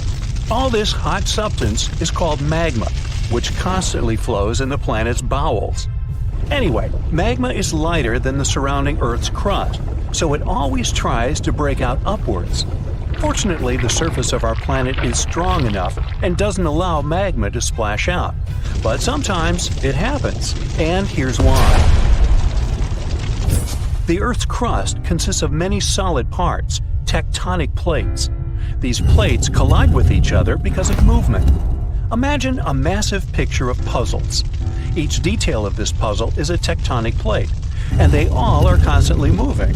Sometimes one puzzle gets unhooked from another. When this happens, magma immediately spills out of the resulting gap. And these places of faults with flowing magma we call volcanoes. When such a volcano erupts, a new geology begins. A splash of magma shakes the ocean floor. Lava and ash erupt from the inside of our planet. It causes a release of destructive energy of incredible power. But thanks to the water, such a catastrophe can go unnoticed. More than 70% of the seismic activity associated with volcanoes occurs underwater, and almost no one notices it. But inside the water, there's a total mess. Lava heats the water and destroys the seabed. The ocean in this area boils, and large air bubbles rise up. But the enormous pressure of hundreds of millions of gallons of water suppresses the volcano's destructive power. Molten rocks of the Earth's crust are pressed against the seabed. The ocean blocks the consequences of the disaster, but sometimes the eruption gets to the surface. Such a case occurred in 2012. Vast pieces of pumice the size of a van began to float up in the southeastern Pacific Ocean. There were hundreds, even thousands of them. It was more like a group of unknown islands. Volcanic rocks scattered in the ocean over an area twice as large as New Zealand. Scientists used deep-sea sonar apparatus on the remote control to determine the full scale of the disaster. They studied the seabed for a long time and found 14 craters that released lava. The researchers saw that more than a third of the erupted volcanic material surfaced and scattered throughout the ocean. The rest was scattered along the bottom. It destroyed all marine life in the area. However, after the eruption of volcanoes, life is reborn like a phoenix from the ashes. Volcanic ash, lava, and soil around the volcano contain many useful elements and minerals. They nourish the soil and promote the development of microorganisms not only on land but also in water. That's why there's so much vegetation, flowers, and trees around volcanoes. And underwater volcanoes can eventually form natural islands. This is a long process, resulting from which a large piece of land comes out of the water. When magma goes out, the water immediately presses it to the seabed. The eruption can go on for a long time. The released magma raises the level of the seabed. After another 100, maybe 1,000 years, a new eruption begins. New magma flows lay a new layer on the surface of the previous one. Over millions of years, layer by layer, the volcano has been growing. It's slowly rising up because of constant eruptions. Some volcanoes may go out forever, and some continue to erupt. And then, one day, the level of volcanic rock reaches the surface in the form of a huge island. After many more years, the volcano may go out, and then life appears on the formed island. The destroyed seabed area is filled with animals, trees, flowers, and plants. These volcanic islands have unique ecosystems because they develop separately from all continents. Observing such islands helps scientists understand how life on Earth was born. There are hundreds of islands around the world that have appeared because of eruptions of underwater volcanoes.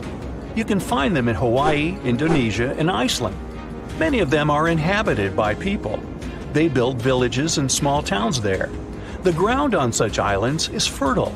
Fruits and vegetables grow there. The water is filled with fish. Such places may seem like paradise, but at the same time, it's dangerous to live there because the volcano may wake up. One of the most famous eruptions occurred on the island of Ogashima, south of Tokyo. People built a beautiful city right in the crater of an active volcano, and in May 1785, the eruption began. No one expected this to happen. At some point, thousands of birds rose and flew away from the island, and then the ground began to shake. A heavy, low sound came from beneath the underground depths. Thick smoke escaped from the top of the green volcano. The mountain threw dirt, large rocks, and red-hot pieces of magma into the sky. The disaster lasted several weeks. People managed to evacuate, and then there was a long recovery. Locals rebuilt the houses and brought the city back. Almost 250 years have passed since that moment, and during this time, the volcano has never woken up. Despite the risk of a new eruption, people continue to live there. The population is growing since this place resembles paradise, and no one wants to leave it. There are thermal springs, dense jungles with rich soil, and many fish. Meteorological and seismological services constantly monitor the volcano's activity. Movements and fractures of tectonic plates create another natural disaster, destructive tsunamis.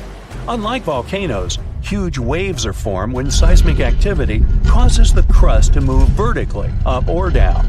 When this happens, water pressure shifts on the ocean floor, which releases energy.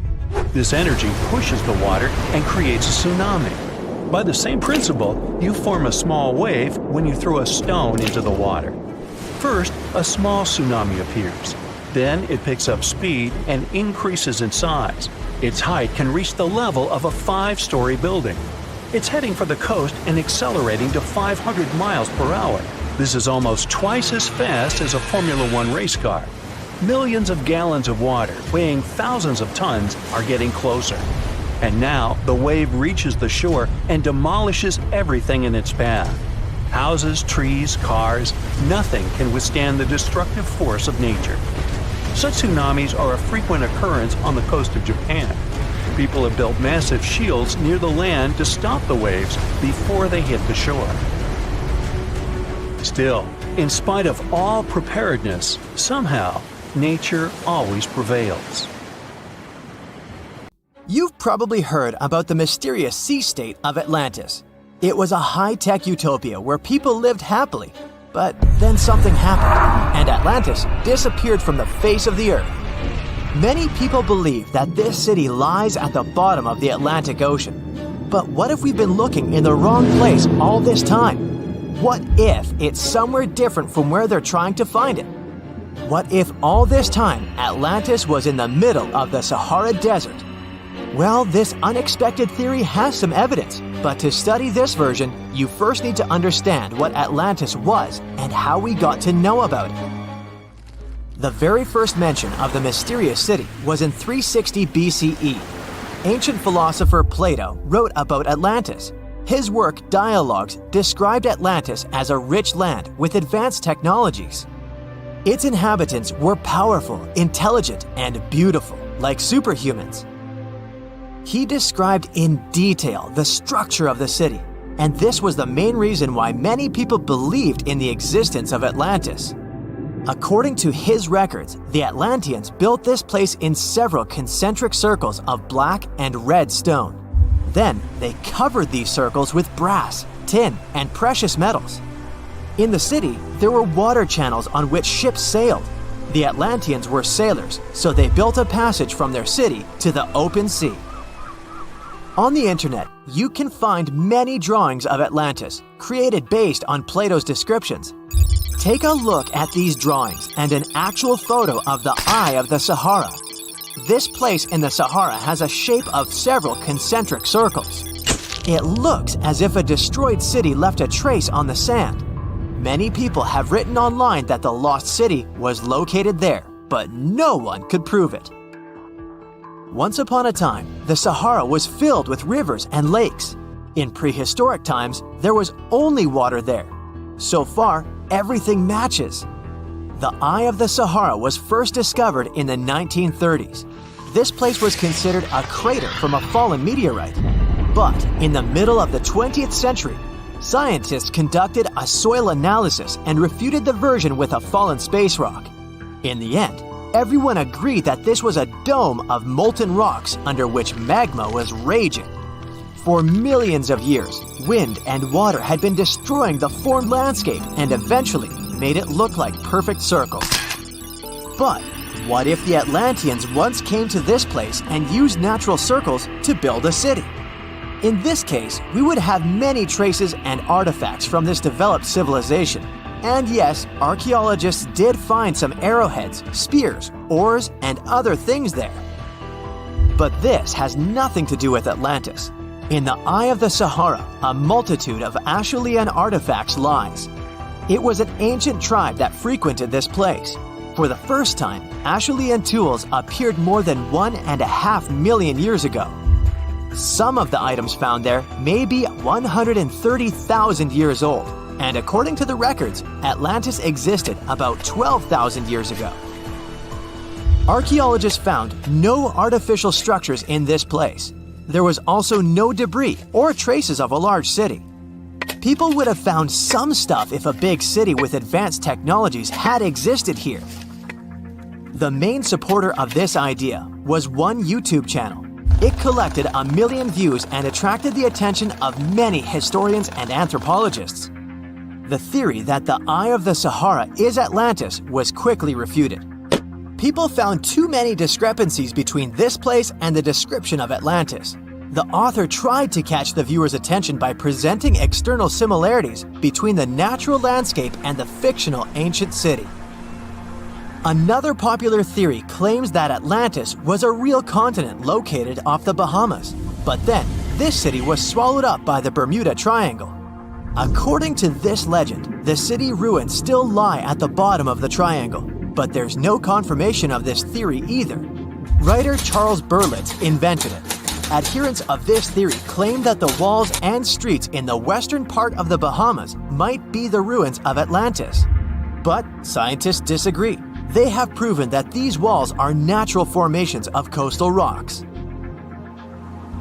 There are also rumors that the story of Atlantis was inspired by an actual historical catastrophe, the Black Sea Flood. This is the Bosporus, a strait in Turkey connecting the Black Sea and the Sea of Marmara. Around 5600 BCE, the Black Sea was twice as small as it is now and had many cities on its shores. Unfortunately, a huge flood destroyed this flourishing civilization. Within a year, cities descended underwater, and surviving inhabitants moved to foreign lands and spread stories about the flood. Maybe these stories inspired Plato to come up with Atlantis. In the 1950s, people came up with another version. Atlantis was the continent that is now Antarctica. Tens of thousands of years ago, a warm continent with a developed city shifted to the northern part of our planet because of the movement of Earth's crust. The Atlanteans couldn't adapt to the cold conditions, and Atlantis was covered with a thick layer of ice. This theory was refuted when scientists began studying the tectonic plate's nature. It turned out that Earth's crust couldn't have moved such a huge continent as Antarctica. The tectonic plates don't behave this way at all. But the main question is, was Atlantis real? No one had described it before Plato. Perhaps the philosopher came up with it. Maybe he did this to emphasize the correctness of his views on life and to identify his philosophical theories. In his works, he wrote a lot about divine and human nature and how people can destroy this nature. He spoke of decaying ideal societies because of immoral behavior and vices. The Atlanteans were once moral, spiritual people who created a utopia, but then they became greedy and mean. They destroyed their inner nature, and for this, they had to witness the destruction of their city. One night, fires and earthquakes hit Atlantis and plunged the city into the sea. The higher powers punished people for their immoral behavior, and Plato also wanted everyone to be afraid of moral decay. But judging by the descriptions of the earthquakes and fire, it may seem that Atlantis was destroyed by a volcanic eruption, as it was with the ancient Roman city of Pompeii. And such destructions have happened pretty often throughout history. Natural disasters ruined many developed cities. One of the most famous cases occurred in 1100 BCE in the Mediterranean Sea, when a volcanic eruption destroyed the highly developed Minoan society. The Minoan society existed for about 2,000 years. These people mostly lived on the islands of Crete and Santorini, located north of Crete. The Minoans had beautiful houses, a sewage system, and a developed economy. They were engaged in agriculture, grew fruits and vegetables, painted frescoes, and made jewelry. They were the first people to found the thalassocracy, an empire based on the sea. They lived off of fishing, piracy, and maritime trade. At the time, they performed cruel rituals, and their way of life was far from moral. They were used to earthquakes on the island of Santorini, so they reinforced the walls of the city with wooden beams, but they didn't know what a volcanic eruption was. And when the sulfur smell appeared in the air, they didn't suspect the impending catastrophe. When the volcano spilled out tons of lava and ash, all the residents of Santorini abandoned their homes and tried to escape, but they couldn't. The eruption and earthquake triggered a tsunami. A large wave flooded the coastal part of the island of Crete. This hit the economy of the Minoans hard and destroyed their port harbor. Then, foreigners attacked Crete and finally destroyed the developed civilization. Some historians think that Plato could have referred to the Minoan Empire when describing Atlantis. Using their example, he showed how immoral actions could destroy people. In November 1922, a boy walked through the desert mountains of Egypt and discovered some ancient steps carved into the rock. Subsequently, this find became one of the world's largest and most significant archaeological discoveries. This step was part of Tutankhamun's untouched tomb. Archaeologists found about 5,000 ancient objects, including jewelry, fabrics, painted vases, and funeral masks.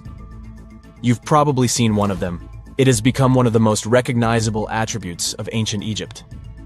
More than 100 years have passed since then, and now humanity has finally become close to another large-scale discovery, the tomb of Cleopatra.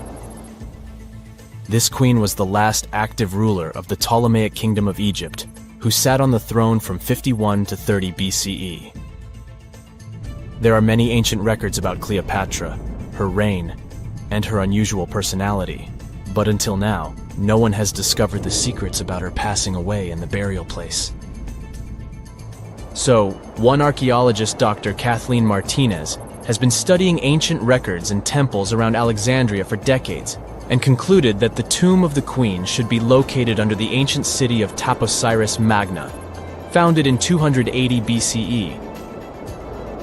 It was a big city on the northern coast of Egypt, where tens of thousands of people were engaged in trade and industry, and it seems that Dr. Martinez's guesses turned out to be correct. She and a group of archaeologists have discovered a secret underground tunnel near Alexandria, with a length of about 0.8 miles. It was cut into the rock under Taposiris Magna's temple. During further excavations, they found many things that indicate Cleopatra's tomb lies in the tunnel's depths. It's also possible that she is buried there together with the Roman commander, Mark Antony. According to ancient records, Cleopatra and Mark Antony loved each other and together opposed the Roman Senate, which declared Antony a traitor. The fact that natural disasters have occurred on the territory of Taposiris Magna for thousands of years can complicate the excavations. Earthquakes and floods destroyed the city and possibly flooded its underground tunnels. But archaeologists hope the ancient tomb remains untouched, and that it hides many treasures and records about the royal life of ancient Egypt during the reign of the last dynasty. There's a chance that excavations will go underwater and in the mud. This will require much time and funding, but archaeologists are sure it's worth it. Anyway, it's too early to say that Cleopatra is really buried there, but scientists have found many things in the tunnel that confirm this, including clay pots, dozens of coins with the image of Cleopatra and Alexander the Great, as well as a bust with the image of the Egyptian queen. Cleopatra is still one of the most popular personalities in Egypt, on an equal footing with Ramesses III and Tutankhamun. She inspired many films, paintings, and books, but what made her so popular? She became famous for her inconsistency. She was a beautiful, intelligent ruler who pulled Egypt out of the crisis and made it a prosperous power. Medieval Arabic texts say she knew chemistry, mathematics, and philosophy, and may have written several scientific books. She knew several languages and had excellent diplomatic skills. At the same time, there are many legends that she was a femme fatale who drove many men crazy. However, there's no evidence that her beauty was incomparable. The image of a stunning model was created by Hollywood when it made several films where famous actresses performed the role of Cleopatra. And the Roman Emperor Octavian, the adopted son of Julius Caesar, specially created the image of Cleopatra as an insidious seductress because he was her enemy. Even though she was born in Egypt, Cleopatra wasn't an Egyptian. Her ancestors were Greeks, among whom was one of the generals of Alexander the Great. However, the people of Egypt loved her. She learned the language and was very sensitive to the traditions of this country. She knew the history, mentality, and customs of ancient Egypt well. She raised the level of its economy and strengthened its status as a world power. Much of this was made possible thanks to her cunning and impressiveness. She loved theatrical performances and lavish celebrations. She knew how to surprise people and put on a show. But behind the exterior image of a luxury lover was an intelligent and calculating ruler. Ancient Egypt was a rich, luxurious country, and Cleopatra did everything to increase its wealth and strengthen its position in the international arena. For example, she was once in conflict with her brother Ptolemy XIII. The queen knew that she wouldn't be able to resist him, so she decided to attract Julius Caesar to their side. The Roman emperor arrived in Alexandria, where Cleopatra wanted to meet him, but Ptolemy knew about her plans and was about to prevent her from coming to Caesar. Then, instead of a rich and noisy arrival, Cleopatra decided to make her visit inconspicuous. She wrapped herself in a carpet or linen bag the emperor's servants carried into Caesar's private chambers. Cleopatra emerged from the carpet and impressed the Roman emperor with her beauty and determination. As a result, they fell in love with each other and became close allies. After some time, she impressed another influential Roman for diplomatic purposes. She arrived to meet Mark Antony on a golden barge with purple sails and silver oars. Cleopatra was dressed in the image of Aphrodite and sat under a magnificent canopy. Her servants dressed like cupids and were blowing her fan and burning incense. But Cleopatra created such a show for a reason. She knew that Antony revered Greek mythology and considered himself the embodiment of Dionysus. As a result, he was so impressed with this woman that he ended up marrying her. Cleopatra defended her crown, strengthened her alliance with Rome, and bore Antony 3 children. In Egypt, they threw big parties and enjoyed wealth with power. However, the relationship of a high-ranking official with the Egyptian queen caused a scandal in Rome. Octavian was Antony's primary opponent in the struggle for power, so he exploited the situation to darken the competitor's reputation. He used propaganda to make Cleopatra an insidious seductress in the eyes of Roman citizens. He accused Antony of succumbing to her charms. The Roman Senate supported Octavian and declared Cleopatra an enemy. In 33 BCE, this conflict reached a high point when Antony's navy clashed with Octavian's fleet. The latter won and forced his enemy to flee to Egypt with Cleopatra. According to some records, they took refuge near Alexandria. Pursued by the Romans, they hid in one of Cleopatra's palaces and met their end. Some legends say that Cleopatra was an expert in poisons. She provoked a venomous snake, a viper or an Egyptian cobra, to bite her. Also, according to another legend, she pricked herself with a poisonous needle. There's a theory that Cleopatra always carried an ampule with poison inside her hairbrush. And when she was cornered, she soaked the needle with this poison and pricked herself. None of this can be said for sure. Scientists are still trying to find out the truth. Perhaps when they reach Cleopatra's tomb, the world will get more answers about her tragic fate. She is considered the last ruler of Egypt. After her passing, Octavian plundered her palaces and temples and returned to Rome, where he became the main emperor. He successfully ruled the country and expanded its borders. His reign ended when he turned 75. World history would have looked different if Cleopatra and Mark Antony hadn't lost that naval battle. By the way, did you know that more time has passed between Cleopatra's reign and Neil Armstrong's flight to the moon than between the reign of the Egyptian queen and the construction of the Great Pyramid of Giza? Armstrong took a step on the Earth satellite in 1969, 38 years after the birth of Cleopatra. And the construction of the pyramid took place in 2560 BCE. Imagine how long the history of ancient Egypt is. Cleopatra is closer to us in time than to the pyramids. Do you know that NASA explores not only stars, planets, galaxies, or black holes? Hard to believe, but yes. The agency also works on discoveries here on our home planet Earth. So what has NASA recently discovered? Is there life under the ice? While they were analyzing data recently, they discovered something unbelievable hiding under Antarctica's ice. And this discovery not only changes everything we know about the whole water system of the Earth, but it may also help with research about life in space. Humankind's existence might depend on understanding Antarctica and its secrets. So, the recent discoveries reveal vital information about our survival. But before we continue, let's see how much you know about this place, where it's only ice as far as your eyes can see. Antarctica is one of the world's 7 continents in the southern hemisphere. It's the 5th largest continent in terms of total area, and that means it's almost twice the size of Australia. Want to see real meteorites? Go to Antarctica.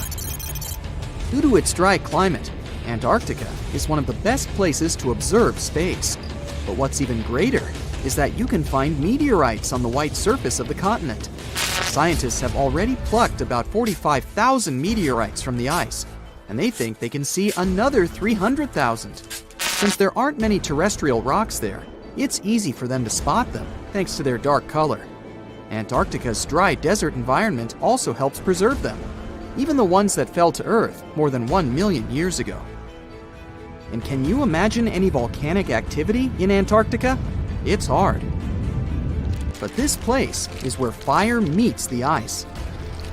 West Antarctica is where most volcanic activity occurs. Scientists recently found that 138 volcanoes exist in West Antarctica alone. Wow! You would think that Antarctica is always cold, but no. Its coastal regions can get as warm as 50 degrees Fahrenheit.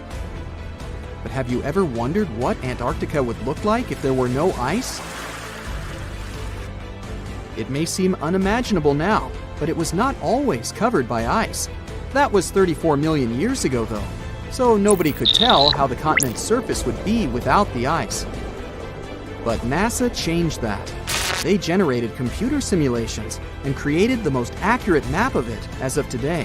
What they saw was incredible. The continent was not flat at all like it seemed. It's pretty bumpy with valleys, rolling plains, and high mountains. But this was nothing next to what they had discovered under Antarctica's ice. So, what is it? Drum roll, please. NASA found 2 new subglacial lakes. And what's even cooler about it is that they spotted these lakes from space. How is that? If your answer is high-tech satellites, then you're right. In 2003, NASA launched a satellite called IceSat. It measured ice sheet mass balance and cloud and aerosol heights. The satellite also helped create the ice-free map of Antarctica.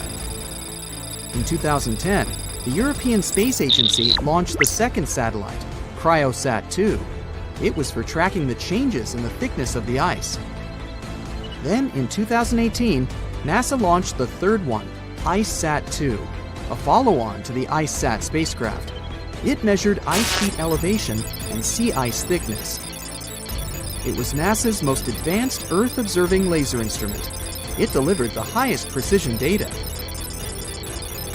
And when that was combined with the data from the other satellites, it was possible to spot these two new lakes near a pair of larger ones. But how is it possible that these lakes exist in the first place? The average thickness of most Antarctica ice is approximately 1.2 miles. However, it can get over 1.8 miles thick in some places, especially during the winter. So, you might think that there's nothing under there, but science says otherwise. It's not quite possible to see it with your bare eyes, but the continent's ice is slowly but constantly flowing in different directions under the force of its weight. But scientists could not figure out how water moved for many years. That started to change in 2007, when data gathered from the IceSat provided insight into what hides beneath the surface. They first discovered an entire network of meltwater lakes connected under Antarctica's fast-flowing ice streams, and there were hundreds of them. Scripps Institution of Oceanography glaciologist Helen Amanda Fricker figured that the elevation changes measured by IceSat happened because of the dynamics of these lakes. They did not hold meltwater statically. Instead, they were filling and draining continuously over time through a system of waterways. And as they did that, the ice above rose and fell. But where do they drain? The ocean, of course, and it drains a lot. A recent study, co-authored by Fricker, found that the drainage of one lake flushed as much as 198 billion gallons into the ocean in only 3 days. Countless mysteries about how nature works are still waiting to be solved. But finding the two new lakes will give scientists a better picture of how fast the Antarctic ice sheet will change as the climate gets warmer, and how this will affect global ocean currents and sea level rise. The filling and draining cycle of the lakes also caused the ice sheet to suffer cracks and crevices. So, the information they find from these new lakes will also give them a better understanding of the damage on the surface of the ice. They will also be able to assess how this filling and draining system influences the speed at which ice slips into the oceans and seas. And that means they can evaluate how the added fresh water may alter marine ecosystems. This discovery may also suggest whether life is under the ice. Wow! Scientists drilled through about 3,504 feet of ice and found that water samples taken from one of the lakes contained approximately 10,000 bacterial cells per milliliter. Such a high number of bacterial life is a good sign, because that means the icy waters might also support higher life forms, such as microanimals, and one of these new lakes might even be their home. But the most exciting thing is that the new lakes might help them understand whether life on other planets is possible. Scientists believe any life below the frozen surface of the planet Mars might follow the patterns seen in Antarctica's lakes. So, there is a possibility that they might find critical new information on the type of life that may have existed on the red planet. You wouldn't want to be there during the winter, though. The lowest temperature on Earth you can experience is negative 128 degrees Fahrenheit. In 2010, there was an even lower temperature of negative 135 degrees Fahrenheit. And you may feel this cold much worse due to the strong and dry winds. Did you know that the size of the ice surface on Antarctica also changes throughout the year? It's about 1.2 million square miles during the summer, but when it's winter, it grows to 7.3 million square miles. Yet, despite the change, it remains the largest piece of ice on Earth. Sorry, Arctic, you lose. Do you know these cute little penguins? Consider these animals the locals, because there is no native population in Antarctica. It's a no man's land, because no single country owns it. But do you know who really owns it? 5 different species of penguins, seals, and killer whales. Haha. Despite the continent's harsh conditions, you can visit it as a tourist for fishing and research purposes. Around 5,000 people reside on the continent during summer at research stations. But when winter comes, the number naturally drops down to 1,000. Antarctica. We're in Siberia. It's so cold here that freezing gusts of wind are burning your face. All that white snow seems to be blinding you. This place resembles Antarctica because of the permafrost. Recently, a group of scientists researched one of the local rivers. With the help of a drilling rig, they extracted several samples of frozen soil. The scientists were shocked to find living creatures inside the ice. Later in the laboratory, they realized that the creatures were microscopic multicelled organisms known as bdelloid rotifers. These creatures looked like little worms. Scientists knew that these worms could live in frozen conditions for up to 10 years. But the age of the rotifers found in the ice was about 24,000 years. And after defrosting, they began to reproduce, as if they had been sleeping for several hours, not thousands of years. Further analysis showed that these organisms could stay frozen for hundreds of thousands of years. The rotifers might have lived during the time when people didn't invent the wheel yet. And this isn't their only superpower. Bdelloid rotifers are among the most radioactively resistant animals on Earth. They can survive in places where there's no oxygen and water. They can also stay alive in areas with high acidity and can live without food and water for a long time. By the way, these are not the only creatures that are known for living for thousands of years. Particular types of moss and some microorganisms are also almost immortal. Nematodes, also called roundworms, are some of the most adaptive varieties of worms in the world. Imagine the Eiffel Tower standing tall and proud. And now, let's make it 10 times higher and place it underground. Exactly at this depth, many thousands of feet under the surface, scientists discovered these creatures. There's no sunlight and almost no air in this place. And since it's much closer to Earth's core than the surface of our planet, the temperature here is higher than in the middle of the hottest desert. Millions of tons of soil above create insane pressure. But all this couldn't prevent life from developing here. When roundworms run out of air, food, or when the temperature becomes too high, they get into a unique state of stasis, or deep hibernation. In this mode, the worm's metabolism slows down, and almost all the processes in their bodies stop. The creatures can sleep for a very long time, and only wake up when the environment becomes more livable. By the way, you don't have to go so deep underground to find these creatures. Nematodes are found all over the world. They can live in hot springs, deserts, high in the mountains, among the harsh ices of Antarctica, or inside animals and humans. Our next invulnerable creatures are tardigrades, also known as water bears. These are microscopic, 8-legged invertebrates closely related to arthropods. It's impossible to see them with the unaided eye. But a conventional microscope will allow you to see tardigrades in detail. They look like minuscule bears. They're called water bears because they need a thin layer of water around their bodies at all times. It's necessary to prevent dehydration. Tardigrades have been found in all kinds of environments, from ocean depths to sand dunes. They're incredibly robust thanks to their unique organism structure. Yeah, they look soft, but their body is covered with a tough cuticle. This coating resembles the exoskeletons of grasshoppers, mantises, and many other insects. Water bears shed their old layer of the cuticle when they need to grow. Each of their 8 legs has 4 to 6 claws, which helps them cling to any surface. The bears can survive at a temperature that's almost 3 times as cold as the temperature in the ice of Antarctica. Heat doesn't harm them either. They have been proved to survive at the temperature that makes water boil. Also, water bears are not afraid of radiation and high pressure. In the depths of the ocean, pressure can destroy alloys of the strongest metals, but these creatures can withstand pressures 6 times greater. But the coolest thing is that they can live in the vacuum of space. Our planet has a magnetic field. This is a shield that protects us from solar radiation. Tardigrades don't need this protection.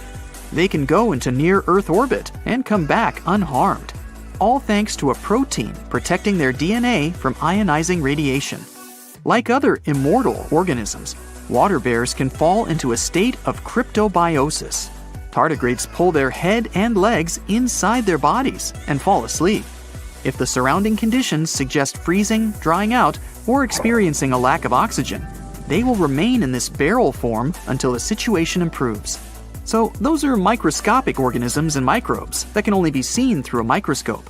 But how about something bigger? Meet ironclad beetles. They live in the southwestern US and Mexico. These insects can not survive high temperatures, live without oxygen, or in conditions of increased radiation. But their shells are so tough that they can only be pierced with a drill or hammer. Their durable exoskeletons are made of a special substance, chitin. It can also be found in the armor of crabs or shrimp. And still, the chitin of the ironclad beetle is so durable that it allows this creature to withstand the impact of a car moving at high speed. In times of danger, they can hide their whiskers and strong legs in special recesses in their shell. Other animals can't bite through the armor, so they spit the beetle out and leave to look for lunch somewhere else. As soon as the danger disappears, the bug stretches out its legs again and goes about its business. Also, the armor saves the beetles from dehydration, which is very useful in hot areas of Mexico and the southwestern US. Inside the exoskeleton, they can store moisture. In other words, these bugs can absorb water whenever they find it and transport this liquid inside themselves. The next creatures are incredibly fragile, but they know how to survive in places where almost no other animals can live. We're going to the southeast of Romania, near the Black Sea. Here, on a desolate wide plain, you can notice a pit. This is a mine leading deep underground. The air on the surface of our planet usually contains around 20% oxygen, but in the mine, it's only 10%. Inside the cave, the air also has an increased content of hydrogen sulfide and carbon dioxide. People can't breathe there without an oxygen tank. We can probably say that the water and air there are poisoned. Almost no animals would be able to survive here. Still, 48 species of living organisms have been found in this cave. 33 of them are newly discovered species. And they aren't the only microbes or bacteria that can't be seen without a microscope. Something bigger lives here. Strange white snails crawl over the walls of the mines. Transparent shrimp and a bunch of unknown kind of leeches swim in the water. White centipedes with huge whiskers and creepy white spiders run on the ground.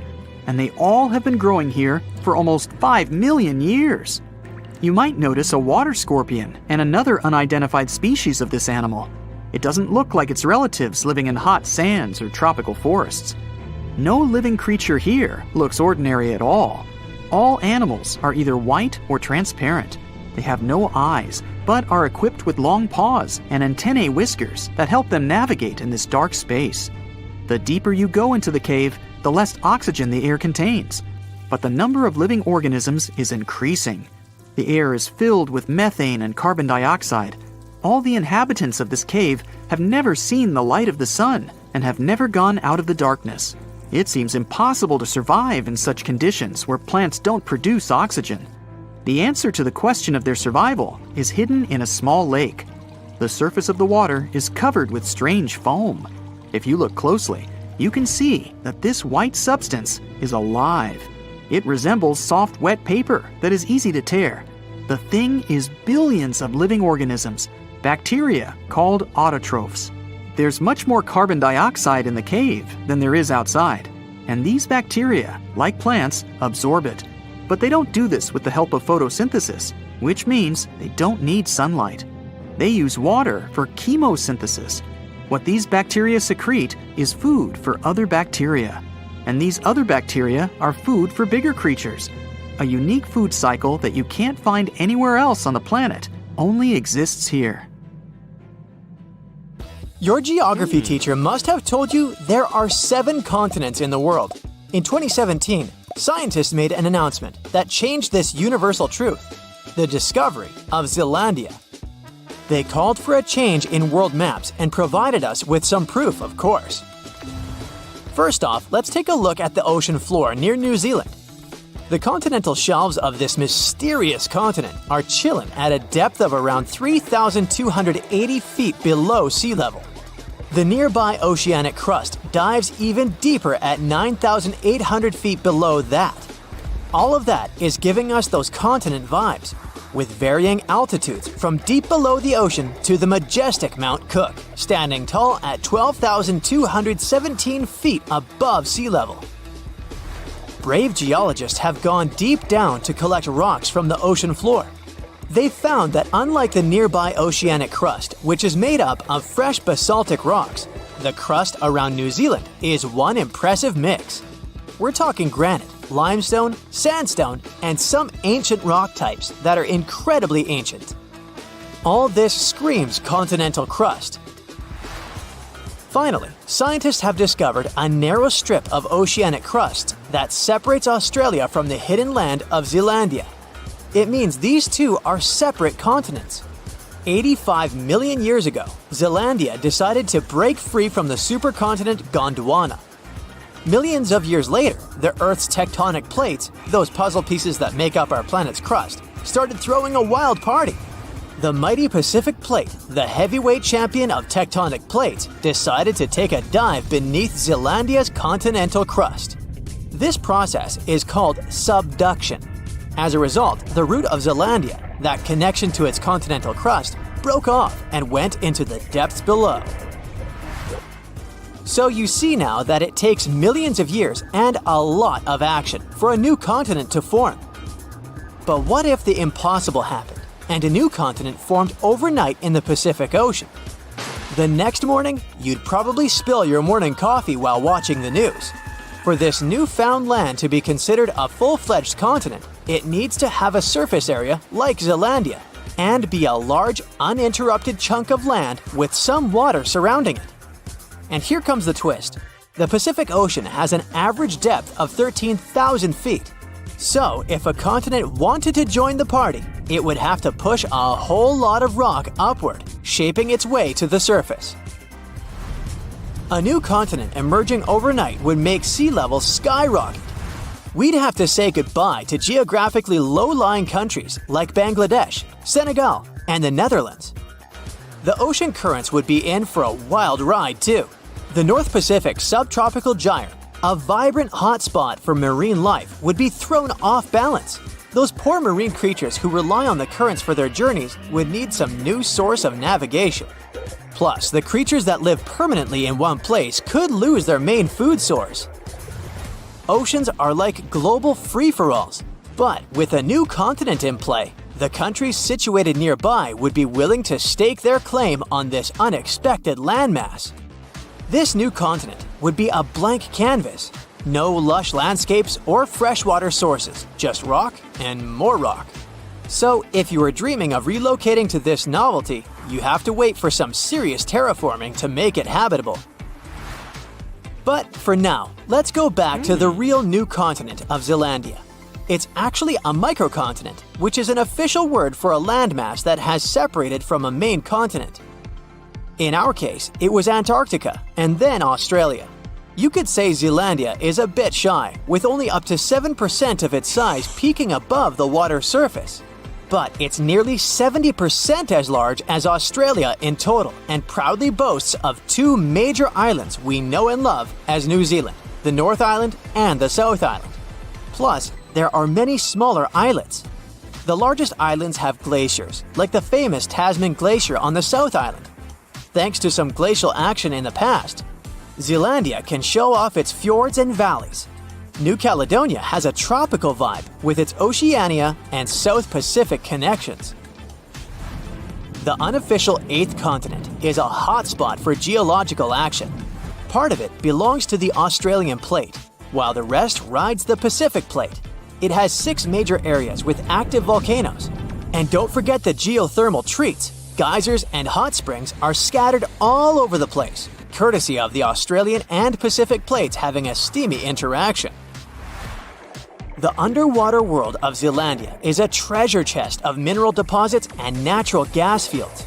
It's also a scientific playground. During those icy glacial periods, sea levels dropped and more of Zealandia emerged from the depths. The fossils this process left behind are like an encyclopedia of valuable clues about the life that thrived here during ancient times. The search for Zealandia lasted for 375 years. It all started in 1642 when Dutch seafarer and explorer Abel Tasman set on a mission from Jakarta, Indonesia. Back in the day, Europeans were sure that there had to be a massive land down under to balance out their own continent up north. They even had a fancy name for it, Terra Australis. Tasman was determined to become the first to find it. He went west, then south, then east, all the way to the South Island of New Zealand. But here's where things took a turn for the worst. The local Maori people, who had been living there for centuries, didn't exactly roll out the red carpet.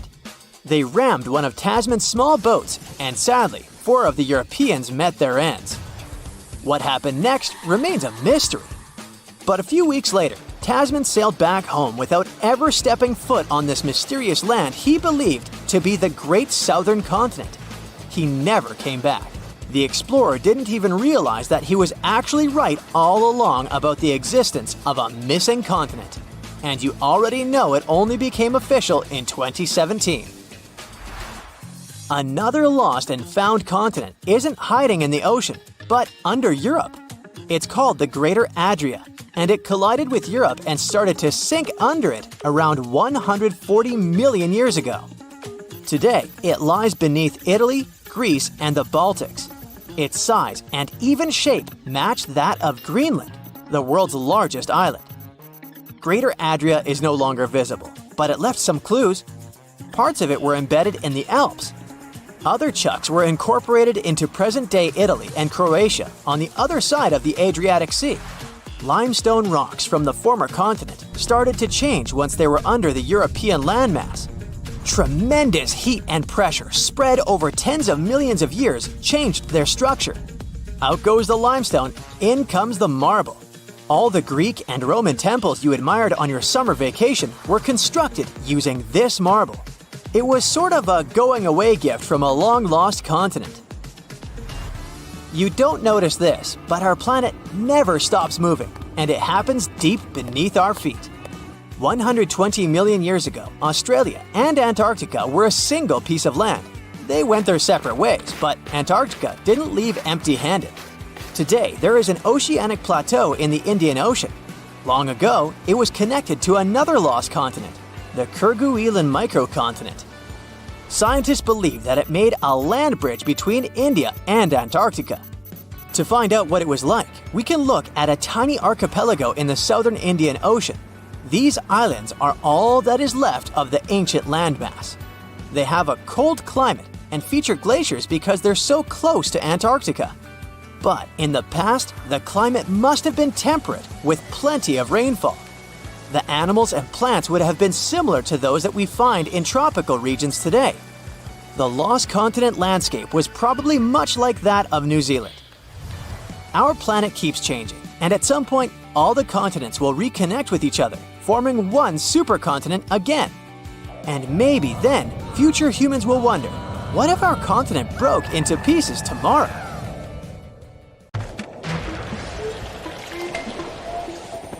There's not much to do in Antarctica except scientific work. You could check out the wildlife, like some cute penguins and seals, and you'd get to see the occasional whale swimming around. Antarctica is one of the biggest lands out there that's only inhabited by scientists and researchers from all over the world. These scientists dug a hole through some pretty thick ice to study the ancient air and how the atmosphere cleans itself. They used a special drill and dug a clean cylindrical hole 450 feet below the surface. Some of this ice can be up to 800,000 years old and is a good indicator of what the climate was like in the past. It's like checking out tree rings to determine how old a certain tree is, except it's more complicated than that. After the effortless digging, they decided to drop some ice to the bottom of the hole to see what would happen next. They heard some really unusual sounds.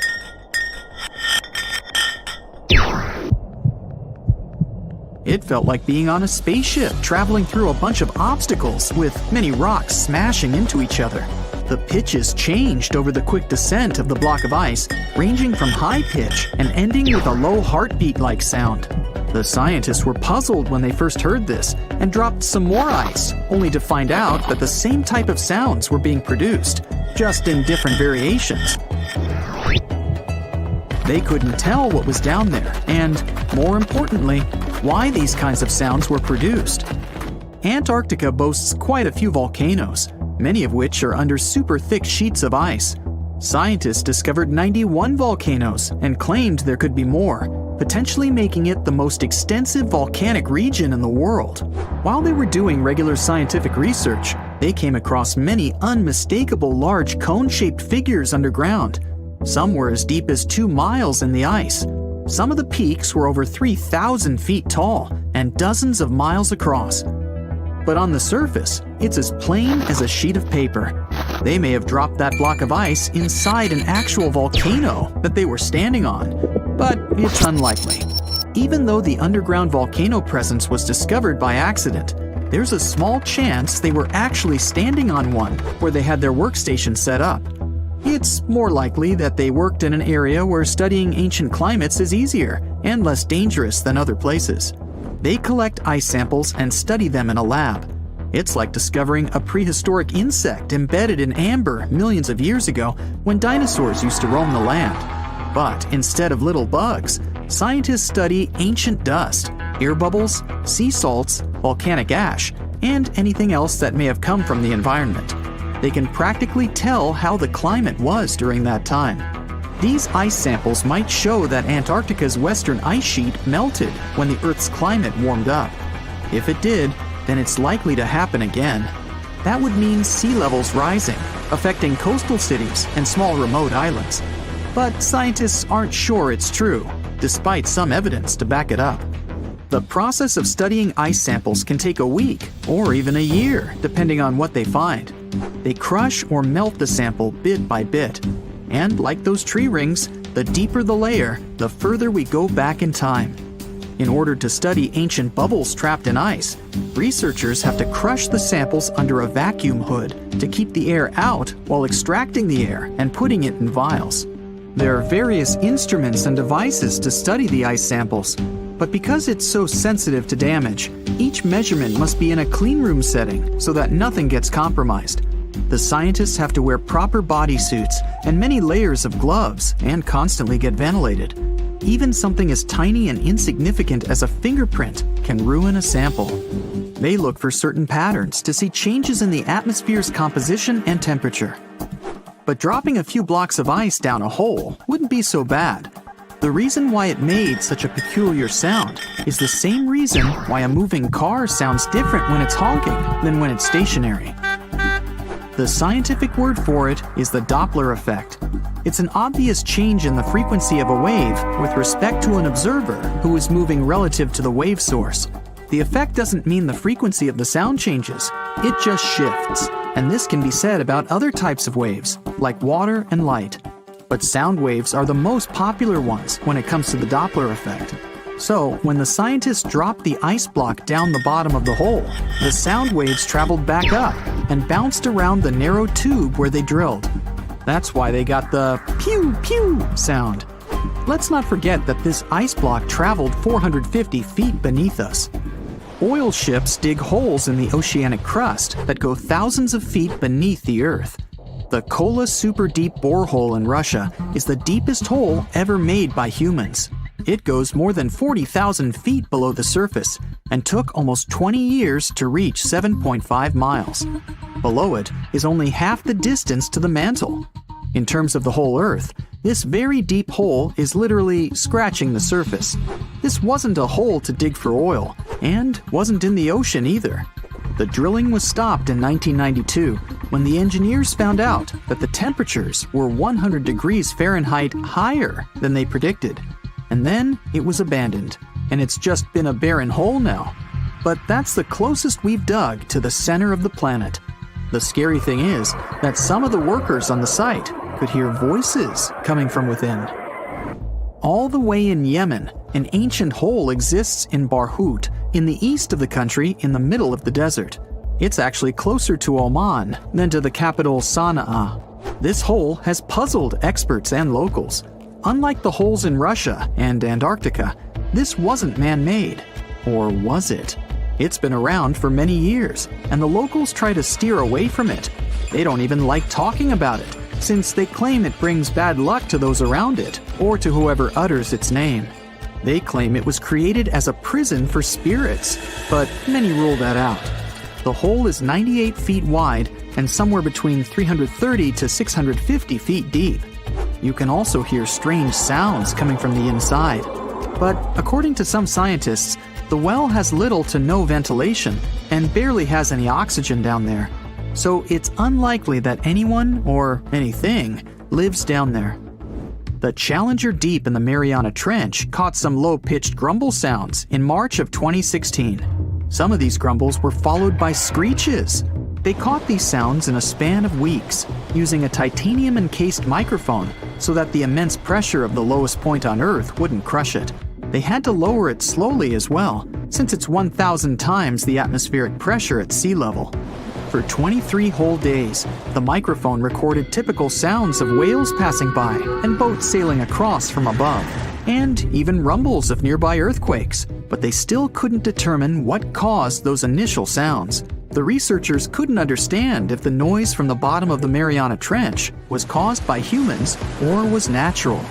They also wanted to know if these sounds affected marine life, like dolphins and whales that rely on echolocation. They still can't figure it out, but scientists estimate that the ocean is about 10 times noisier than it was 50 years ago. With technological developments in shipping, submarines, and underwater construction, the ocean will only get louder with time. Northern lights come with sounds, which nobody talks about. They're usually audible when the auroras are at their most powerful presence. Scientists were always puzzled as to what caused the faint popping and crackling, even though they were very far above us.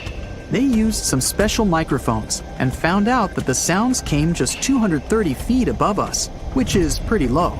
They're caused by electrical charges gaining power in a specific region of the auroras. The electrical charges are disturbed by magnetic storms that fire up the northern lights. As a result, some tiny sparks are released into the atmosphere, causing the faint crackling and popping noise. It was one of the biggest creatures ever to roam the Earth. It was longer than your average school bus and could easily weigh more than 10 elephants combined. But where did it live? How did it end up having this size? And most importantly, why is it extinct nowadays? Let's find out. The megalodon was the largest predator ever known in our planet's history. In terms of its location, the megalodon lived practically in all waters on our globe, except near the poles. The reason why there were no megalodon teeth found in Antarctica is probably that the gigantic creature adapted to only warm tropical and subtropical waters. The younger ones liked to keep to the shores, while full-grown adults preferred coastal areas, but they could easily move into the open ocean as well. How do we know the megalodon was so widely spread? We can only presume, based on the fact that they discovered the most northern fossils off the coast of Denmark and the most southern in New Zealand. The discussion of how the megalodon got this size is still open in the scientific community. They recently found out that not all the specimens from this fascinating species reach the same huge size. This has to do with a little something called the Bergmann's Rule, which says that the temperature of the surrounding environment affects the animal's body size because they either need to conserve or shed heat. The megalodons that reach cooler waters probably needed more body weight to make sure they survived in low temperatures. On the contrary, those living in warmer waters had to be smaller to avoid burning up. But what did this enormous fish look like? Most modern depictions show the megalodon resembling an enormous great white shark. But well, it seems it may not necessarily be correct. The megalodon likely had a much shorter nose and a flatter jaw that looked almost squashed when compared with a great white shark. It also seems to have something in common with the modern blue shark: extra-long pectoral fins. They needed these to support their weight and size while navigating the planet's waters. Lastly, the lady megalodons, seem to have been about twice as large as the gentlemen. As for their offspring, even a small megalodon was enormous, at least 6.5 feet from nose to tail. How do we know that? Because specialists have stumbled upon megalodon nursery habitats in Panama, Maryland, the Canary Islands, and Florida. Even the piles of used diapers were enormous. Nah, not really. Surely the scariest aspect of the megalodon's looks was its mouth. I mean, think about it. Megalodon had whales for dinner, so it obviously needed to open its mouth wide enough. Scientists have estimated that its jaw would span a mind-boggling size, 9 by 11 feet wide. Just to paint you a better picture, that means it could have easily gulped down 2 adult people side by side. Wait, which 2 adults? Those impressive jaws also feature 276 teeth. Based on modern reconstructions of the force of its bite, it looks like it may have been one of the most, if not the most, powerful animals of prey ever to exist. For comparison, humans can have a bite force of around 1,300 newtons. Today, great white sharks have been estimated to be able to bite down with a force of over 18,000 newtons. The megalodon tops all the records, with an estimated power of bite up to 10 times greater than that. It could basically crush a car with very little effort. Its teeth were also pretty amazing. Similar to sharks, the megalodon was fast in replacing its broken or worn teeth. With 4 or 5 rows of teeth in its mouth, it basically acted like a conveyor belt, growing back damaged or missing teeth within about 48 hours. This means that an adult megalodon probably would have grown several thousand teeth throughout its lifetime. It was nice of them to do that, though, since it's probably one of the reasons why megalodon teeth are so common in fossil records, and we're able to study them properly. To maintain its impressive physique, the megalodon had to eat somewhere around 2,500 pounds of food per day. Can't wrap your head around that? Well, it was the equivalent of 1 1/4 cows per day to survive. It's like if you had to eat 3,300 cans of tuna every day. I've used the word megalodon a lot, but have I mentioned where it comes from? When translated from Greek, it means giant tooth. Ah, those clever Greeks. However, this giant shark's full scientific name is a bit more complicated: Carcharocles megalodon. But are these gigantic predators actually extinct? We tend to believe so, but let's be honest for a second. We've come to know more about the surface of Mars than the depths of our oceans. Like, we've only explored 15% of our oceans altogether. Who knows what may be lying out there in the deep? Maybe some ancient predators? The Mariana Trench is the deepest oceanic trench on Earth. The Challenger Deep, its deepest part, is so deep that you could dip the whole of Mount Everest in there and it would still be over a mile above the surface. That's deep. If a megalodon or 2 ever needed a place to crash, that would be a discreet enough location. However, the Mariana Trench is not a particularly comfy place to be in. Because it's cold and steeped in total darkness and all. The temperatures here are around 36 degrees Fahrenheit all year round. And to top it all off, the pressure is 1,000 times stronger than at sea level. So it's safe to assume that if any megalodon is hiding in here, its teeth and bones might not be looking so good. Because of the intense pressure here in the Mariana Trench, proteins and calcium start to dissolve and disintegrate.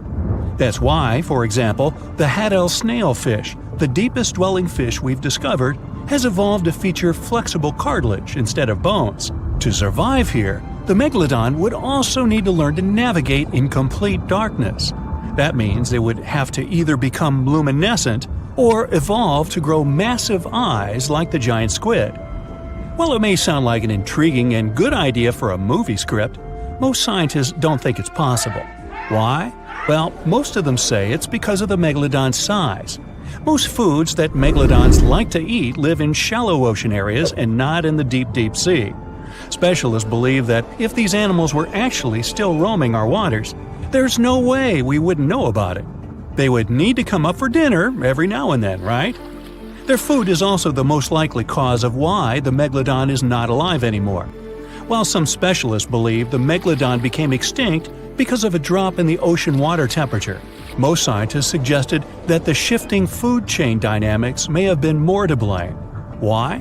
Because at some point, there was less and less of its primary food source, baleen whales, and at the same time, the numbers of its natural competitors, like smaller predatory sharks like the great white shark and whales, increased. The megalodon did live on this planet a lot more than we did, and way back when we didn't even exist yet. They were here for nearly 70 times longer than we, modern humans, have, inhabiting the oceans for around 20 million years. Homo sapiens appeared around 300,000 years ago. The megalodon managed to survive for so long mostly because of its unbeatable size. I mean, they can make a meal out of almost everything in the sea at the time. We may think about both of them as prehistoric creatures, but the megalodons and the dinosaurs never coexisted on Earth. The dinosaurs probably died out about 66 million years ago. Megalodons seem to have appeared a bit later. That's because the oldest megalodon fossils we have yet discovered are from the Miocene epoch, which began 23 million years ago. So long, Meg! If you've ever been to Yellowstone National Park, you were probably mesmerized by its geysers, which spew superheated water and steam high into the air. But an even more intriguing thing actually hides underground. I'm talking about that underfoot plumbing system that makes those grand eruptions possible. About that, there's good news. Recently, researchers have succeeded in mapping the national park's hydrothermal plumbing system with the help of a giant flying magnet. As a result, scientists have managed to document all these features in stunning detail. The thing is, Yellowstone houses the world's largest hydrothermal system. It contains over 10,000 features, like geysers, mud pots, hot springs, and steam vents. They're fed by a network of underground water pathways. Those get overheated by magma flowing underground. It causes the water to rise to the surface. Now, no one actually knows much about the workings of this system, but the newly created maps might finally shed light on it. Experts explain that their knowledge of Yellowstone has a subsurface gap. That's why it's often called a mystery sandwich. Scientists know quite a lot about the features on the surface because they can observe them directly. And they know what's going on in the magmatic and tectonic system several miles below the surface. But they haven't figured out what's happening in the middle yet. So, I must tell you about that giant flying magnet used for research. It's known as SkyTem. It was attached to a helicopter and flown over Yellowstone several hundred times, scanning the ground below. The magnet is made up of an 82-foot wide charged wire loop. Its main task is to generate a strong electromagnetic field. And since different kinds of material, like water or rock, respond to this field differently, scientists managed to create a few subsurface maps for the first time ever. The mapping technique also allowed the researchers to differentiate between magma and bedrock, since they have a bit different magnetic properties. And the team got a chance to see how the magma and water interact and create those mind-blowing geological features on the surface. The team got high-resolution maps to a depth of around 500 and 2,300 feet, and low-resolution maps showing what's going on at a depth of up to 1.5 miles. At the same time, the researchers think that the hydrothermal system itself may stretch as far as 3 miles below the surface. If they're right, it means they've only mapped the top half of Yellowstone's plumbing system. Anyway, remember how I said that scientists know pretty much about the bottom part of the Yellowstone sandwich? They have such a good idea about the tectonic plates and deep fault lines because the park's frequent earthquakes provide them with a lot of opportunities to study different phenomena. In July 2021, for example, more than 1,000 earthquakes rocked the area. These days, the team of researchers knows much more about some famous features, like the Old Faithful Geyser or the Grand Prismatic Spring. They've also found out that individual hydrothermal features on the surface can actually be connected to others, which can be as far as 6 miles away from them. Another interesting discovery is that even though Yellowstone geysers and hot springs vary in size, shape, color, volatility, and chemical composition, they are mostly fed by very similar underground sources. That means that the difference between the features appears closer to the surface. Now, I'm sure you've seen the iconic image of Yellowstone with a large rainbow-colored spring, fiery orange at its edges. So what makes these hot springs so colorful? Surprisingly, these awesome hues come from microscopic creatures.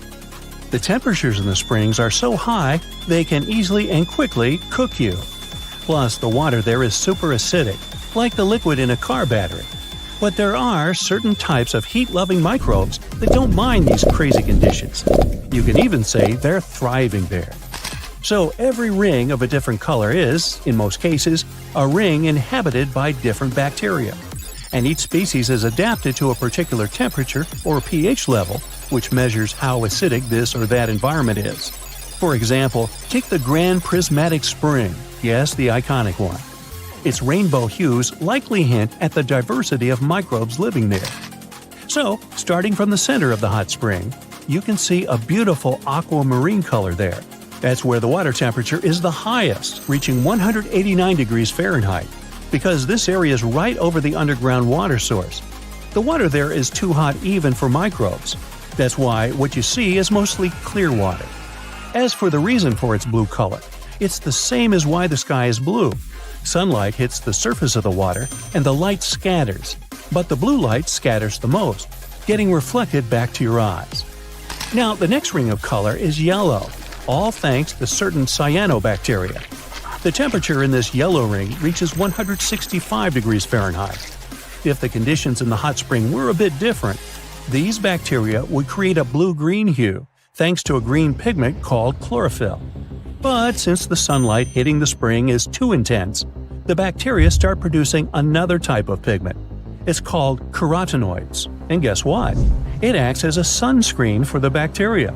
And since this pigment is orange, the normally green bacteria get a yellowish hue. And finally, we've got that bright orange color closer to the edges of the prismatic spring. It's a bit cooler there, around 149 degrees Fahrenheit. In this part of the spring, you can find several types of bacteria. They all produce substances that give the spring this bright orange color. And finally, right at the edges of the spring, the temperature is cooler, around 131 degrees, and a greater variety of microbes can survive there. All of them combined give the edges of the spring that red-brown hue. But scientists believe that people and their activity may have influenced the colors of Yellowstone's hydrothermal features. For example, in the past, the temperatures in the Morning Glory Pool used to be much higher than they are today. That's why its color was a deep blue. But trash has started to accumulate in the pool, and some of it clogged the vent. This caused the temperatures to drop, which led to microbial growth. As a result, that pretty blue color turned into orange-yellow. As for Yellowstone's geysers, the most famous one is called Old Faithful. It got this name at the end of the 19th century because of how regular its eruptions were. This geyser is more active than the others, erupting about 20 times a day. Each of these magnificent events lasts from 1 to 5 minutes, and the fountain of steaming water can reach a height of 180 feet. Now, while talking about Yellowstone National Park, we can't but mention Yellowstone supervolcano, right? Supervolcanoes appear when huge volumes of magma are trying to escape from deep underground. Eventually, they burst through Earth's surface. Sometimes all this magma gets stuck, unable to break through the planet's crust. And then, massive pools of pressurized magma gather at a depth of several miles. The pressure keeps growing because more and more magma is trying to get to the surface. At one point, a super eruption goes off. You don't necessarily want to be around for that.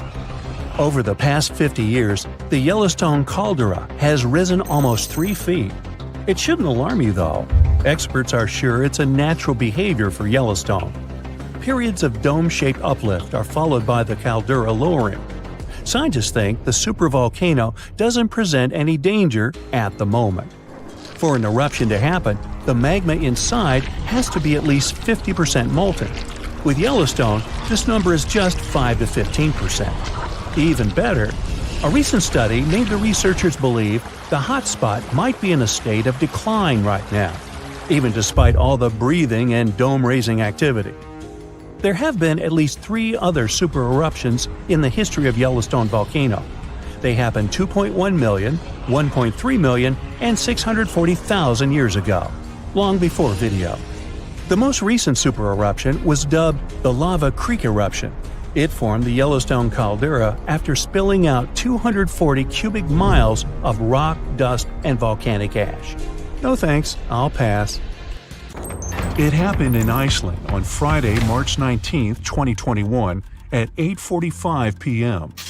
about 20 miles southwest of the capital. Molten rock suddenly burst through the surface from below.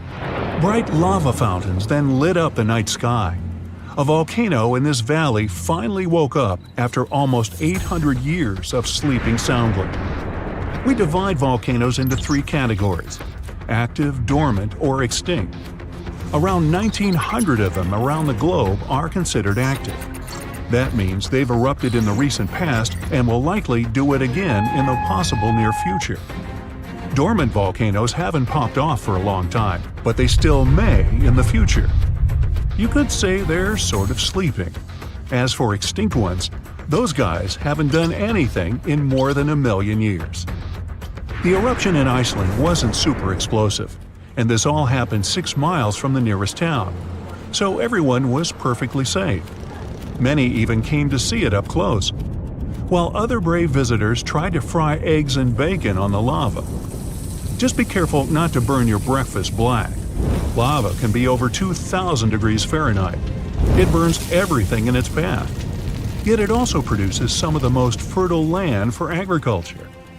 This eruption gave a relatively small amount of lava at first, but it's been spreading across the valley in different directions, forming a sort of shield that's constantly growing. You can never really predict how fast a lava flow will be until you see it. It all depends on how thick it is and how steep the mountain slope. Lava can ooze slowly at about 20 feet a minute, a fraction of the average person's walking speed. Or it can flow as fast as 30 miles per hour, which even the fastest person on Earth can't outrun. But the lava isn't even the most dangerous thing about volcanoes. That would be the toxic gases spewing from the eruption. And those spread faster and further than the lava flow. Luckily, in Iceland's case, the wind has been blowing these gases away from residential areas. Scientists weren't surprised this volcano erupted. They knew it was coming. Increasingly stronger earthquakes had been shaking this area for the past 15 months. There were 50,000 earthquakes within just the 3 weeks leading up to the eruption. That's 100 per hour. The volcano has been active since March, and geologists say this could last for weeks, months, years, or even decades of constant eruptions in the area. Mount Shasta is in the top 5 most dangerous volcanoes in the U.S., so geologists are keeping a close eye on it. The last eruption was in 1250. I wasn't around then, but this volcano erupts every 600 to 800 years. Which means, tick-tock, we're due any day now. About an hour from Portland, Oregon, there's an active volcano that last erupted in the 19th century. Next time it goes off, scientists think it'll produce larger amounts of ash and dust. This could cause an electrical blackout and make water unsafe to drink in the area. But the experts pay close attention to Mount Hood. They'll be able to give plenty of warning so people can react in time. Kilauea is one of the most active volcanoes in the world. It's been erupting almost constantly since 1983, making it also one of the longest eruptions known on Earth. It's the youngest land volcano in Hawaii. Volcanoes can take thousands of years to form, but others can pop up practically overnight. A volcano in Mexico just erupted in an open field in 1943 and started growing from there. Within a year, it was almost 1,500 feet tall. When the eruptions finally stopped 9 years later, the mount had reached a height of over 9,200 feet. Mount Fuji is an iconic symbol of Japan. The last time it erupted was in 1707, and it sent a shower of burning rocks as far as 60 miles away. If a similar eruption happened today, Tokyo would be within that vicinity. Mount Fuji is right on the Ring of Fire, that horseshoe-shaped region in the Pacific Ocean full of active volcanoes and earthquakes. From one end to the other, it's almost 25,000 miles long. It could wrap all the way around the Earth's equator. In January 2020, Taal volcano in the Philippines started spewing lava, sending huge plumes of ash half a mile up into the sky. The eruption even triggered a rare phenomenon, a dirty thunderstorm. That's when the smoke cloud above a volcano produces its own lightning. The chance of volcanic tsunamis was also high. Those are usually caused by tectonic movements that occur because of volcanic activity. Taal has erupted more than 30 times in the last 450 years. This volcano in Ecuador last erupted in 2016. Scientists think it might be showing some early warning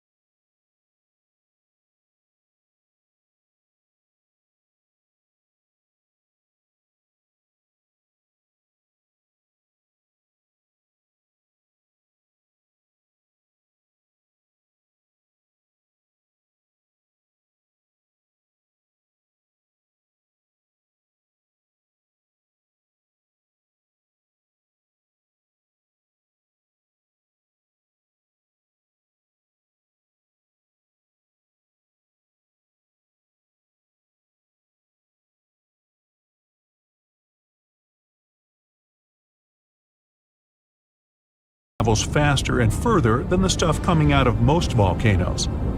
It's certainly not amongst the tallest ones, but Ethiopia's Erta Ale is unique in that it has a lava lake almost constantly, which is pretty rare. The locals call it a smoking mountain because its lava lake often causes eruptions. This volcano is near the Danakil Depression, one of the hottest places on our planet. Merupi has been erupting on a regular basis since the mid-16th century. This volcano helps scientists do crucial research on how eruptions work and how they can warn people in time. After it was dormant for a while, this volcano in central Mexico sprang back to life in 1994. Ever since then, it's been producing huge mud flows and strong explosions in unpredictable intervals. In the past, enormous eruptions coming from this giant buried entire cities in pyramids. Imagine staying in a hotel and waking up to the magnificent view of a massive volcano covered in glowing rivers of lava and clouds of ash. When it lets off heat, visitors to this area in Guatemala take a chance to roast some marshmallows there. One of the most active volcanoes on Earth is on a small island north of Sicily. Stromboli has regular explosions, together with glowing lava coming from vents inside the crater. Not too far away is Etna, Europe's most active volcano and one of the biggest continental ones in the world. By the way, Earth definitely isn't the only planet with volcanoes. The largest one in our solar system is on Mars. It would cover the entire state of Arizona, and it rises nearly 3 times higher than Mount Everest. Ooh, don't look down. Let me take you to a place that seems to be out of this world. Life inside this cave has been isolated from the outside world for about 5.5 million years, and it does show. See for yourself.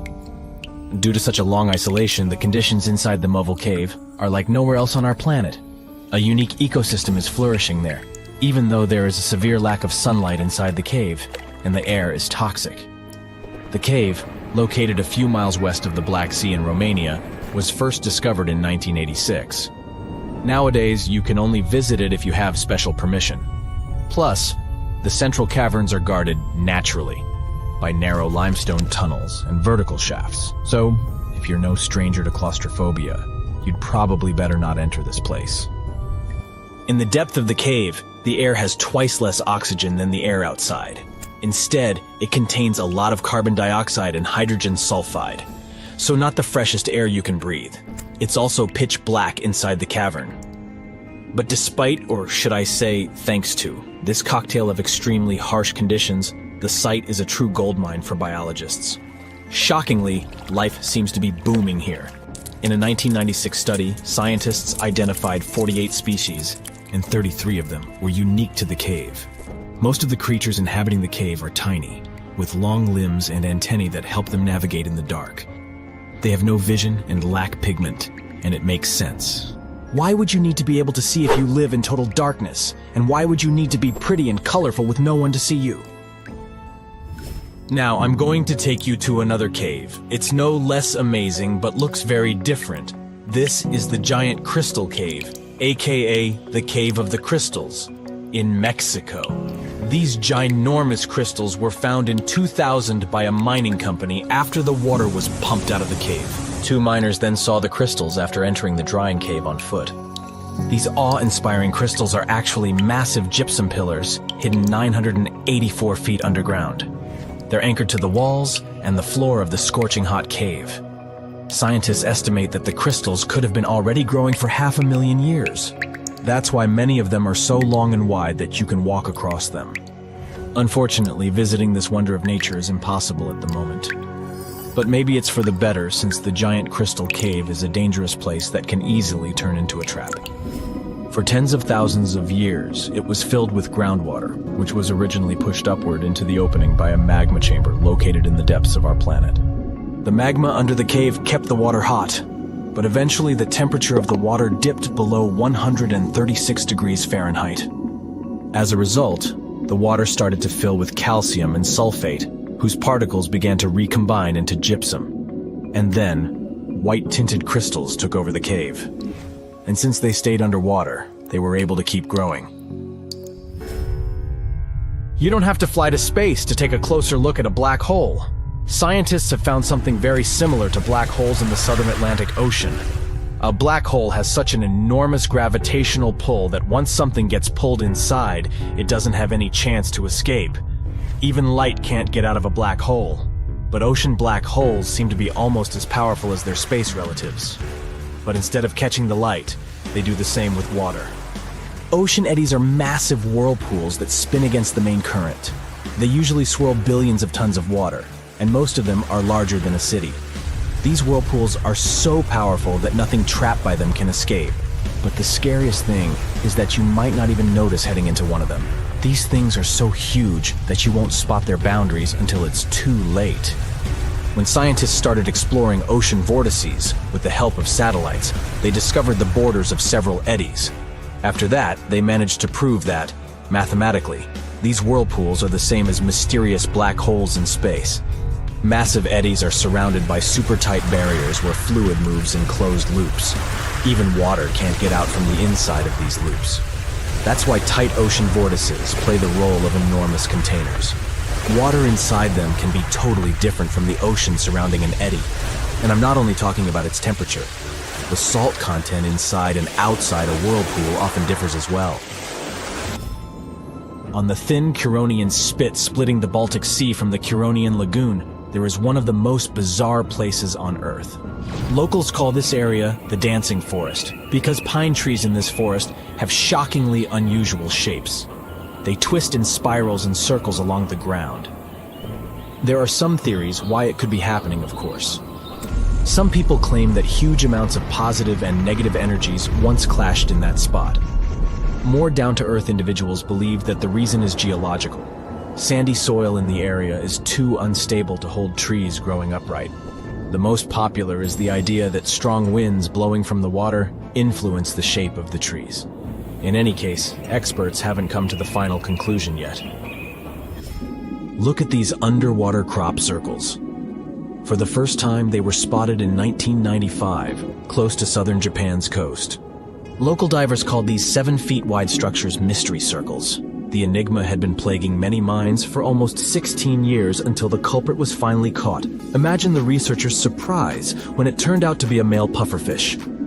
The fish needs a bit more than a week to build one circle, and the aesthetics are obviously crucial. A male is swimming inside the circle, digging valleys in the sand with its fins. But that's not all. The fish also use shells and corals to decorate particular parts of their circles. This whole build-a-circle thing has a practical purpose as well. The way a male fish swims pushes the sand toward the center of the circle and creates a mound which later serves as a nest. The next mystery on our list is in the Caribbean. Just off the coast of Belize, there's a giant sinkhole. That's the Great Blue Hole.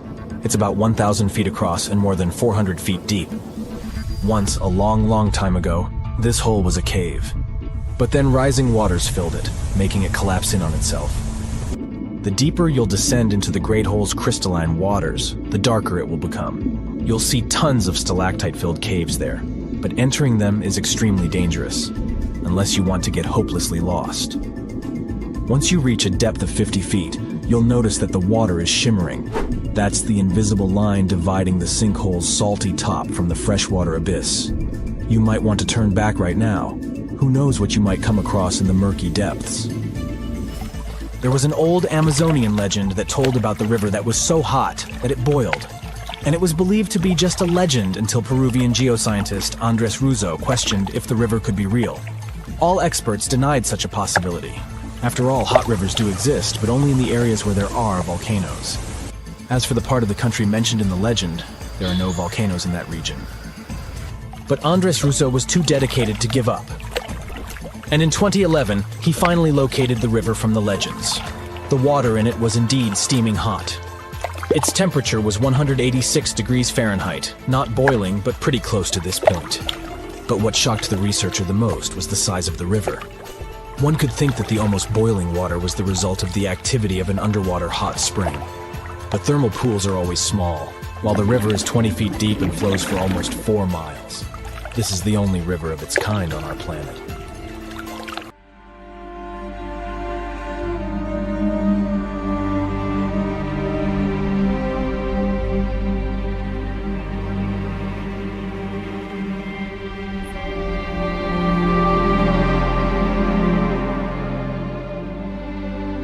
It's winter, 1980. We're in the small town of Lengbe. 19-year-old Jean Hilliard is driving home after meeting with a friend. She takes a shortcut and turns into an icy, slippery road. In the dark, she loses control of the rear-wheel drive car. The vehicle crashes into a ditch. Emergency lights, snowfall, night, and a hard frost.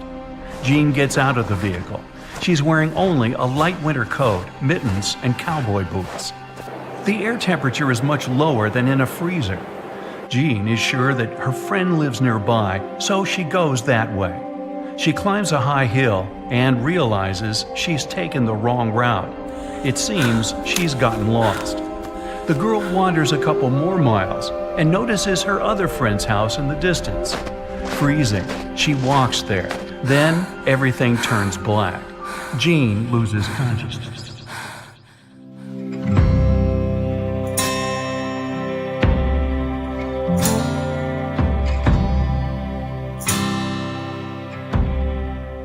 The next morning, rancher Wally Nelson wakes up in a great mood. It's the holiday season. There's a winter fairy tale outside the window. He leaves his house and notices the body of Jean Hilliard lying just a few feet from his porch.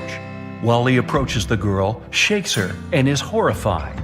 Her body is stiff and cold like frozen wood. Her eyes are open and don't move. Her hair is frozen. She just doesn't look alive. But Wally sees that she's still breathing. Jean has managed to survive. Wally wants to put her in his car to bring her to the doctor, but the girl's body doesn't bend and can't fit into the auto. It feels like a statue. He takes a bigger car and rushes to the hospital as fast as possible. The doctors take Jean, but they don't think she has any chance to make it. Her hand is so hard and frozen that no needle can penetrate it. A low temperature, glassy eyes, and muscles as hard as stone are all the results of emergency mode. Her body has directed all the blood to the vital organs to ensure their functioning.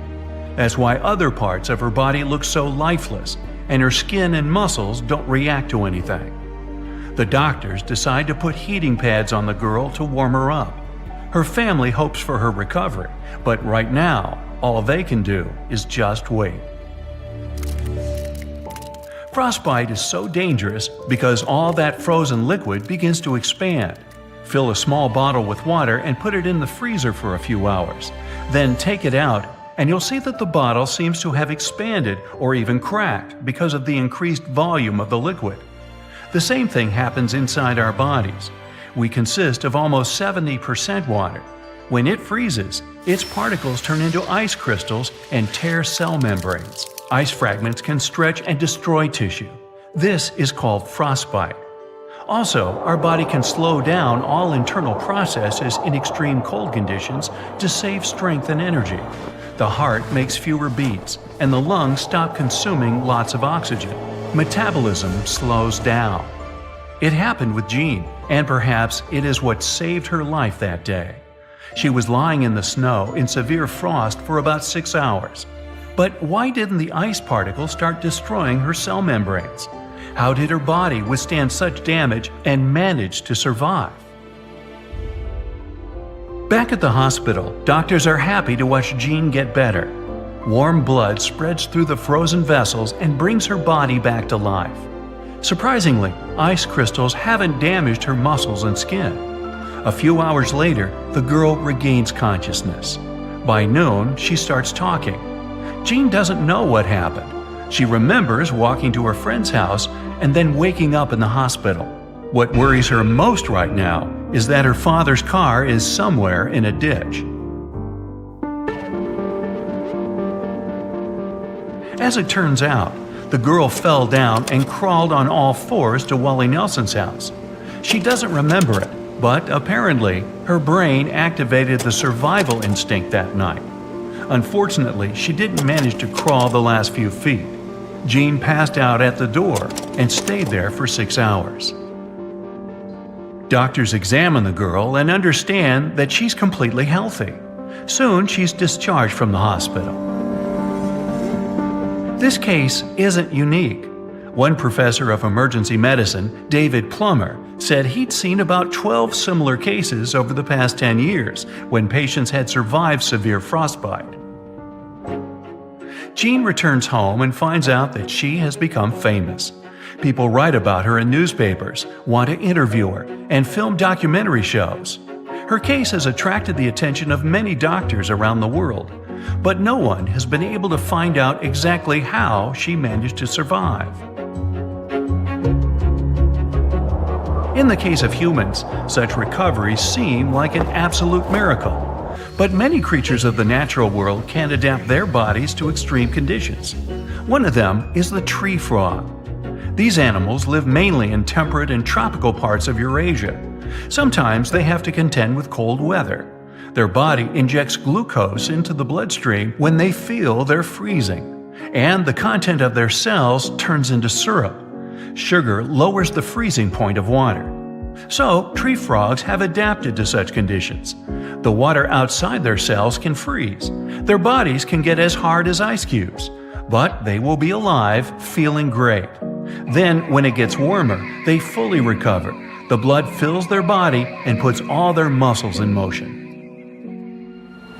But one of the most amazing animals that can withstand freezing temperatures is the ghoulish icefish. It's transparent and somewhat like a jellyfish. It swims in the dark, cold Antarctic waters. The ghoulish icefish feels comfortable there because of the antifreeze in its body. More precisely, it's a unique substance that is like antifreeze in its functions. This liquid doesn't allow the animal's cells, organs, and the whole body to freeze. There are no red blood cells in the fish's blood that transport oxygen throughout its body. This is the only vertebrate with such a superpower. There are organisms on our planet that use the cold to prolong their life. Scientists have found some of them in the ice of Siberia. Those are microscopic, multi-celled creatures, like small worms, that can live in a freezer for about 10 years. But the worms from Siberia were about 24,000 years old. The scientists transported them to the laboratory and thawed them. The worms came to life and began to multiply immediately after all those centuries of sleep. Their bodies can go into cryptobiosis. This is when an entire frozen organism has minimal vital functions. The analysis showed that the worms could stay in this mode for tens of thousands of years. And there are many such animals on our planet. Also, these creatures are some of the world's most resistant to radiation. They are practically invulnerable. Now back to our story. It's possible that Jean Hilliard's body went into short cryptobiosis. Perhaps there was some non-freezing liquid in the girl's blood, but no one knows for sure. These days, she has an ordinary job and almost doesn't remember that day. Further research on this topic can help scientists create special medicines that can help in freezing temperatures. Just imagine that you could safely go outside in the winter wearing a t-shirt and a pair of shorts. Steam would be coming off your body, and the ice under your feet would be melting. You'd feel hot inside. A dream, perhaps. But realistically, winter coat manufacturers would, of course, never allow it. Alert! Alert! Leave all your things behind and find safety immediately. The southern continent has just erupted. This is not a drill. You see people running around, screaming their heads out. Cars bumping into each other. The whole nation is in panic. You're on the southern coast of Australia, but the sky is black and it stretches further than your eye can see. Your friend in southern India calls you and says the same thing. There's ash in the sky and it's raining down on you. You hear rumbling in the distance, and it isn't even your stomach to blame. Everyone starts running inland. The black clouds swallow up everything in sight. Cars, trees, buildings. You're unable to see anything in front of you. Everyone's confused and scared. A tsunami breaches the shores, covering everything in its path. This is the Great Antarctic Eruption. Antarctica is that big continental desert covered in ice. In fact, it's technically the largest desert in the world. It's also covered with a whole lot of volcanoes, just chilling around. Scientists discovered that there are 138 volcanoes in Antarctica, 91 of which are hidden beneath the icy surface, and 47 on top. And there might even be more. But most of these volcanoes are dormant. And for a volcano to be dormant, it has to be fast asleep for the last 50,000 years. The last volcano eruption was Mount Erebus in the western part of the continent. It's the most active volcano in the south side of the world and is roughly 12,500 feet above sea level. That's as high as stacking the Burj Khalifa on top of itself 5 times. There's a whole bunch of these volcanoes stretched across the entire continent. In the most concentrated region, the volcanoes spread the distance equivalent to that between Canada and Mexico. And that's not even all of them. Scientists have warned that if any of these interior ice-contained volcanoes were to erupt, they'd melt the western Antarctic part of the land and increase the spill of ice into the ocean. It would raise the sea level and flood many endangered lands that are already at risk. And that's not mentioning the tectonic plates shifting underneath the surface, which allows some of the magma to squeeze its way to some surfaces. It's scary enough to expect what would happen if a huge volcano erupted. But what would happen if all the volcanoes in the Antarctic continent erupted at the same time? If you were one of those scientists on a boat on their way to conduct some experiments, you would begin to feel unease. You'd notice the water carrying a bit more of the current than usual. You look at your fellow scientists, and they too have the same look on their faces. As you land at the shore and take out all your tools and equipment, things don't seem normal. But the work has to be done. You head to the base and settle in. Business as usual. In the barren land, you see some emperor penguins waddling around, hunting, playing, and doing penguin stuff. But as you look around, you notice that the penguins all suddenly head to the ocean, and many of the wild Antarctic birds also begin flying towards the horizon. Weird. Then the ground starts shaking, and behind you appears a tower of smoke reaching to the sky. The ashes from a volcano can be very harmful for anyone with lung conditions, and even healthy people. The gases that come with it are usually blown away quickly, but are also harmful to humans and cause irritation to the eyes and throat.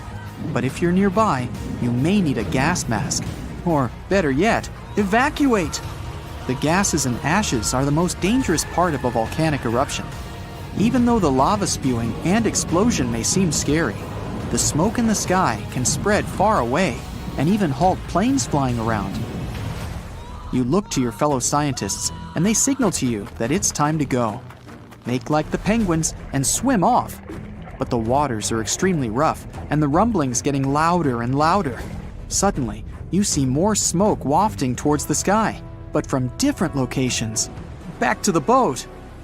It's sad to say, but leaving all that equipment was needed to survive. Carrying all that stuff would have slowed you down, but you're safe. For now. Looking behind you, you see a dark smoke screen covering every corner of the continent. Volcanoes have different types of eruptions. It's not just the shooting out lava into the sky scenario. They can range from aggressive to calm. Some spew out lava and some don't. This all depends on the environment, the number of gases contained, or if there's any groundwater present, and even the chemistry of the magma. So, chances are you'd be seeing all various types of explosions around you. You're out of Antarctica's mainland, but it's surrounded by lagoons and giant ice caps all around. You're doing your best to maneuver around them. But the ash is falling down all around. The sky is dark as the smoke blocks out the sun. Volcanic ash comes in all sizes and can cause different damage, from as little as lung and eye irritation to smothering vegetation and crops. And that's just the thing. More often than not, these volcanic ashes are extremely thick. They can even collapse the roofing of some buildings if a lot of ash is accumulated. Not to mention blocking roads and compromising aquatic life. And that flash in the sky isn't your imagination. Ash clouds in the sky are so powerful that they create electrical fields that can create lightning storms. And these bad boys can interfere with radio signals and even start fires. Also, these clouds are extremely hot on their own. As if that lava flow isn't enough to start any fires. Oh well. But there are some volcanoes that are explosive, and along with the ashes flying around, there are flying rocks. This overheated rubble comes striking down like meteoroids from the sky, and can be pretty dangerous. You see the rocks hit the surrounding ice caps and water around you. As you reach a somewhat safe zone, you see the volcanoes all nicely lined up behind you, spewing all that thick red gooey fire. But the water tide isn't exactly peaceful. Volcanoes near oceans and seas can even cause tsunamis. Great. Submarine earthquakes shake the ocean bottom and produce large, powerful waves. And don't even think about surfing on them. If there are volcanoes spitting out red-hot lava, then why hasn't all the ice in Antarctica melted? The answer lies beneath the Earth's surface. Tectonic plates barely move underneath there. It's pretty safe to say they're stable. So for such a large piece of land, the coldest continent on Earth, the few active volcanoes are insufficient to melt all the ice. The real reason why the ice is melting and water levels are rising is the warm ocean current around Antarctica. But this time, they're all erupting at the same time. With the volcanoes discovered, who knows how many are left underground, covered in ice? And that's the scary part. Some of these volcanoes are hidden so deep beneath the icy surface that they now heat up from the lava spewing out. The ice begins to destabilize everything around. The ice on the ridges begins cracking open little by little. Like giant cans of soda bursting open, lava shoots from the snowy depths, causing enormous cracks in the ground. And then, magma finds its way to the party. This uninvited guest will begin to melt the surroundings, causing the ground to destabilize even more. Slowly but surely, the ice around Antarctica will melt. And if all the ice is melted, the Earth's sea level would rise by around 230 feet. That means coastal cities would be submerged underwater. The ocean currents would be flipped around, and hurricanes and typhoons would not want to take a break. Marine life would be in danger, and many small islands would completely disappear. And not to mention the smoke in the air that would travel around the world, halting many flights in the southern region. And if the winds were strong enough, the whole world. The economies would flop, and a worldwide panic would begin. Health emergencies all year round. Yeah, a real nice picture. Legend has it that in the 17th century, Sir Isaac Newton noticed an apple fall from a tree and began wondering why the fruit had fallen to the ground and not upward or sideways. Well, that would be freaky. After years of studying, he concluded that gravity must be the culprit. The scientists called it a force of attraction that existed between all objects. But it was Albert Einstein, many years later, that revolutionized these ideas about gravity. Legend also has it that he wasn't completely satisfied with Newton's findings. Something just didn't seem right. As a young scientist, Einstein had some trouble formulating his theories, trying to explain the behavior of moving objects. When an experiment came to his mind, he called it the happiest of thoughts. Gravity feels like the sensation of riding in an ascending elevator. He called it general relativity. Einstein began working tirelessly, trying to prove this idea. At one point, he even complained he was on the brink of losing his mind. Now, in the simplest terms, general relativity claims that gravity is the curvature or warping of space. The greater mass an object has, the more it warps the space around it. Imagine a heavy ball resting on a trampoline. The rubber sheet under it gets warped under its weight. It's the same with our sun. It's big enough to twist space across the entire solar system.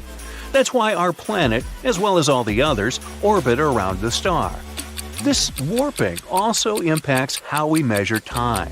If you look at your watch, time seems to go by at the same rate every day. But if you hike to the top of a mountain and your friend wanders through a valley at the bottom of this mountain, you'll see that your watches will calculate time differently. One watch will tick faster, while the hands of the second one, which is traveling through the valley, will move more slowly. That's because gravity affects how fast time goes by.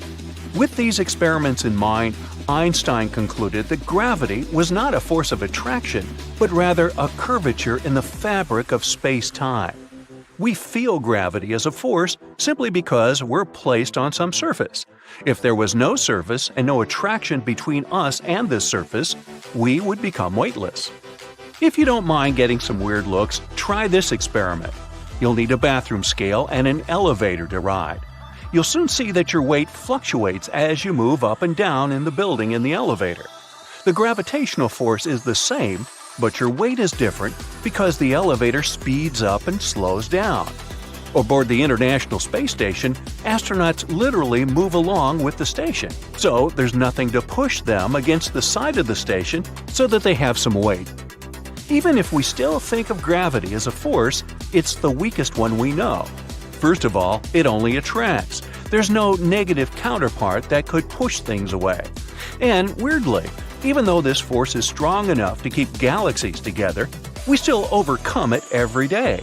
Every time you lift an object off the floor, you overcome the force of gravity produced by the entire Earth. Ooh! Just to paint a better picture, Earth's gravitational pull is weaker than the power of a refrigerator magnet. The fact that our planet has gravity also affects the way we look and act. All creatures on Earth are limited in growth by the height of their skeleton and by how much weight it can carry, which is directly proportional to gravity. That's why some marine creatures can grow bigger. The largest animal on our planet right now is the Antarctic blue whale. It's about the size of 2 school buses combined. That's because sea creatures can float, which slightly counteracts gravity. The effects of gravity can be seen in people, too. We are taller in the morning than we are in the evening. Our everyday activities and the added effect of gravity make the cartilage in our ankles, knees, hips, back, and neck compress. Once you have overnight rest, the cartilage swells back to normal. Gravity might also affect your shower routine. That is, if you're an astronaut. They have to rely on the old-fashioned way of bathing up there on the space station. They can't take a shower since the force of gravity up there is different and water doesn't flow as it should. Instead, they use liquid soap, water, and no-rinse shampoo. They first squeeze some liquid soap and water from pre-made water pouches onto their skin. Next, they open the no-rinse shampoo and add a little water to wash their hair. Towels are then used to wipe off the excess water, which is really precious in space. To make sure they recycle it, an airflow system quickly evaporates excess water. Gravity and weight shouldn't be confused. Astronauts on the space station do float, and you may sometimes hear that they are in the state of zero gravity. It's far from the truth, though, since gravity up there is about 90% of its value on our planet. But astronauts look and feel weightless, since weight is the force a certain object exerts on them back on Earth. Most creatures have evolved to sense and adapt to Earth's gravitational pull. In the sea, for instance, some fish have floating calcium carbonate deposits in their heads. Scientists call them ear stones, and they're pulled down by gravity. They act like a fish's internal compass. Now, plants have evolved to grow starch grains in the tips of their roots. They use this amazing feature to force their roots deep down into the soil. As little as we seem to understand it these days, we do need gravity for way more things than we can imagine. For instance, some bacteria become even more dangerous in space where there's little to no gravity. Salmonella, for example, the type of bacteria that is known to cause food poisoning, becomes 3 times nastier in the condition of microgravity. So you really gotta cook your chicken. Our own moon stays where it is because of the effects of gravity, too. If it weren't for this force, our satellite would have floated away by now. But it's held in place by Earth's gravitational pull. Objects with the biggest gravitational pulls in the universe are black holes. Thankfully, our planet is really far away from any of them. Nothing can escape the gravitational pull of a black hole, not even light itself. Similarly, gravity is different on each planet, and because of that, things weigh differently depending on which planet they're on. Take Earth, for example. An object that weighs 100 pounds here would only be 38 pounds on Mercury. But if you're planning on losing weight fast, try booking a trip to Pluto. Someone who weighs 150 pounds on Earth would weigh no more than 10 pounds on Pluto. The same person would weigh considerably more on Jupiter, which is the planet with the most powerful gravity. 150 pounds on Earth would turn into more than 354 pounds there. No thanks. Remember that experiment with watches ticking at different levels of elevation? It turns out that gravity isn't spread evenly on the surface of Earth. Why? Because our planet isn't a perfect sphere. The mass of Earth isn't evenly distributed either. That's why you get variations in gravity in different locations. More so, gravity is weaker at the equator because of the centrifugal forces produced by the planet's rotation. Since we've always perceived gravity as a force, we seem to believe that it has somewhat of a suction motion. But it's not exactly true. Back in 1998, scientists were baffled to see that the expansion of the universe was speeding up. So they linked this to the repulsive gravity of mysterious dark energy. We now know that dark energy makes up for more than 60% of the mass energy of our whole universe. But since nobody knows what it actually is, we can only make assumptions. And one that's largely accepted is quantum theory, which seems to claim that gravity pushes rather than pulls things in. You got all that? I may need to watch this one again.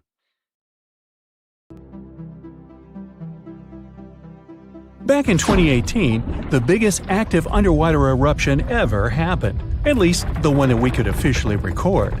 Scientists followed earthquakes that struck the area in the western Indian Ocean off Madagascar. Between 2018 and 2021, over 11,000 earthquakes struck a small island called Mayan between Madagascar and Mozambique. The strongest one had a magnitude of 5.9. Until then, this area had been pretty peaceful. There had only been 2 earthquakes recorded over 50 years. Along with regular earthquakes, there were also some unusual seismic hums, like earthquakes at pretty low frequencies, forming deep underground. People couldn't feel those hums at the surface, but researchers around the world discovered them and realized they were related to volcanic activity no one actually noticed coming. Something strange happened. That underwater eruption created a giant skyscraper-sized volcano. This new underwater volcano turned out to be around 1.5 times the height of One World Trade Center in New York, and almost 10 times bigger than the Statue of Liberty. The area where it appeared had been explored in 2014, but it was almost flat, peaceful, and empty back then. Now, there is an actual volcano nearly 8,500 feet below sea level.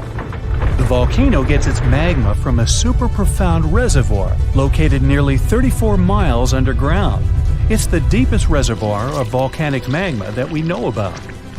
The Earth has layers, and the middle one is kinda chunky. It's very much like peanut caramel filling many chocolates have. Research shows there are probably hunks of oceanic crust deep inside the Earth's liquid mantle. They're stuck there, creating large lumps in something that was supposed to be a smooth layer. Our planet has a rigid outer layer. It includes a hot upper mantle and cracked crust. The hot mantle moves and churns all the time, making the crust at the surface move too. This way, the oceanic crust dives into the depths and makes huge magma plumes go up toward the planet's surface. Scientists even found an ancient piece of the Pacific Ocean hundreds of miles underneath China. Those are the old remains of the Pacific seabed from long ago, and they were pulled downward below Earth's surface into the mantle transition zone. This rocky slab that used to be at the bottom of the ocean is made of the crust and some solid parts of the upper mantle. Most of the volcanic activity on our planet happens where we don't even see it, under the surface of the ocean. About 70% of all volcanic activity happens in the oceans, and mostly in the area of the South Pacific, with over 1,100 volcanoes squeezed into that area. Coastal cliffs, mountain changes, soils, and sediments that line valleys. These are only a small portion of the rocks on our planet. Oceans hide so much more deep down below the Earth's surface. In between the Earth's surface and its core is the mantle. It's a warm, thick layer of rock that moves and flows constantly. Some hundreds of miles below, there's a place where diamonds grow. As they form, they go through high temperatures and pressure, after which they eventually freeze. That way, when they arrive at the surface, scientists can explore their structure, find out how they formed, and understand better what's going on in the depths of our planet. Thanks to diamonds, they realized the mantle was very wet, and it possibly contained much more water than all the oceans on Earth. Our planet is eating up its own oceans. As its tectonic plates move, dive, and go beneath one another, they drag huge amounts of water into the Earth's interior. The water beneath the surface of our planet can help with developing magma and lubricate faults, which actually makes earthquakes more likely to happen. Water is actually stored in the minerals. It gets incorporated into the planet's crust when new oceanic plates form. They go through the process of bending and cracking as they grind under other plates, and huge amounts of water then go deep into the crust and mantle. Scientists research an area that's 18 miles under the surface. They realize these zones pull 3 billion teragrams, which is more than 2 billion pounds. Any ocean is like a whole new world. There are incredible sceneries below the surface, magnificent waterfalls, lakes, and rivers. There are thick layers of salt beneath the seafloor, and rivers and lakes form because seawater goes through those layers and dissolves them, creating something that resembles pools. The dissolved salt makes the surrounding water denser. That water then settles there, which eventually forms underwater lakes or rivers. But there are also mountain chains, trenches, canyons. There's a canyon in the Bering Sea with more than 8,500 feet of vertical relief. This makes the Grand Canyon look way smaller than it is, since the underwater canyon is nearly 2,500 feet deeper. Deep parts of the ocean are really cold. The temperature of the water can be about 40 degrees, But at the bottom, water can get boiling hot. There are hydrothermal vents in the seafloor. Those are the hot springs located at the edges of tectonic plates. The water they release can reach a temperature of up to 750 degrees Fahrenheit. But the pressure at such depths is very intense. So intense, no human being can handle it. Still, it's the pressure that keeps the water from boiling. Ocean depth is on average 2.3 miles. Light waves can still enter at 3,280 feet, even though it's in a very small amount. So all the mysteries hidden below that point remain in total darkness. The actual illuminated part of the ocean goes until 600 feet. Even though the sun gives us light, most of our planet is dark all the time. It's all because of the oceans, covering over 70% of our planet. The loudest sound that came from an ocean, and of the loudest sounds ever recorded, came from an ice quake. It was so loud, researchers picked it up by sensors more than 3,000 miles away. There was a seismic activity that made frozen ground break down. The Antarctic ice sheet is bigger than the continental part of the United States and Mexico together. A big iceberg from Antarctica holds over 20 billion gallons of water, which could make a 5-year water supply for 1 million people. Humans can generally drink sea ice, although we can't drink sea water.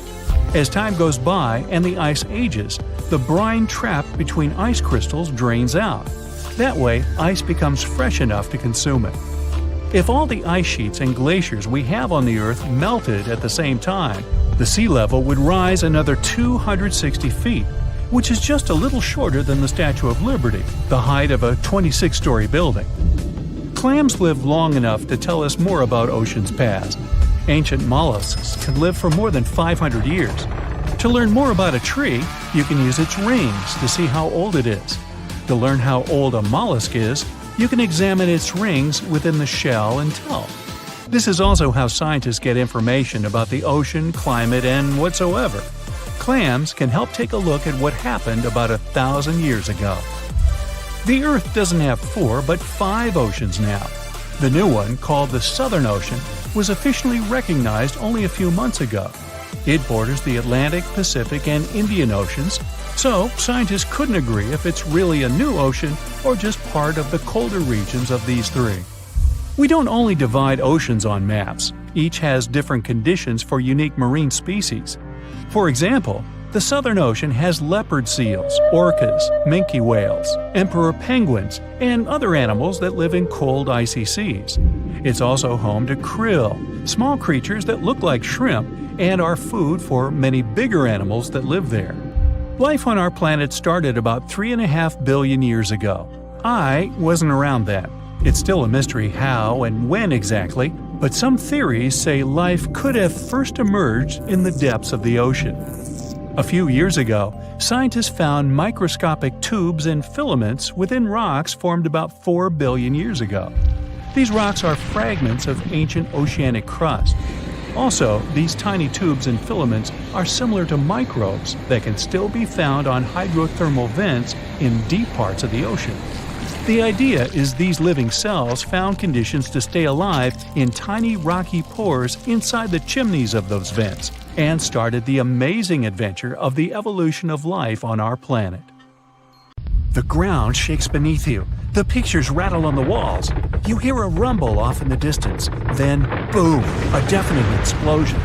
The shockwave blasts through the windows and sets off car alarms. You duck under the dining table for cover, but then you remember you live not far from a supervolcano in the middle of a tropical jungle. So, staying in one place isn't a good idea. The shaking finally halts.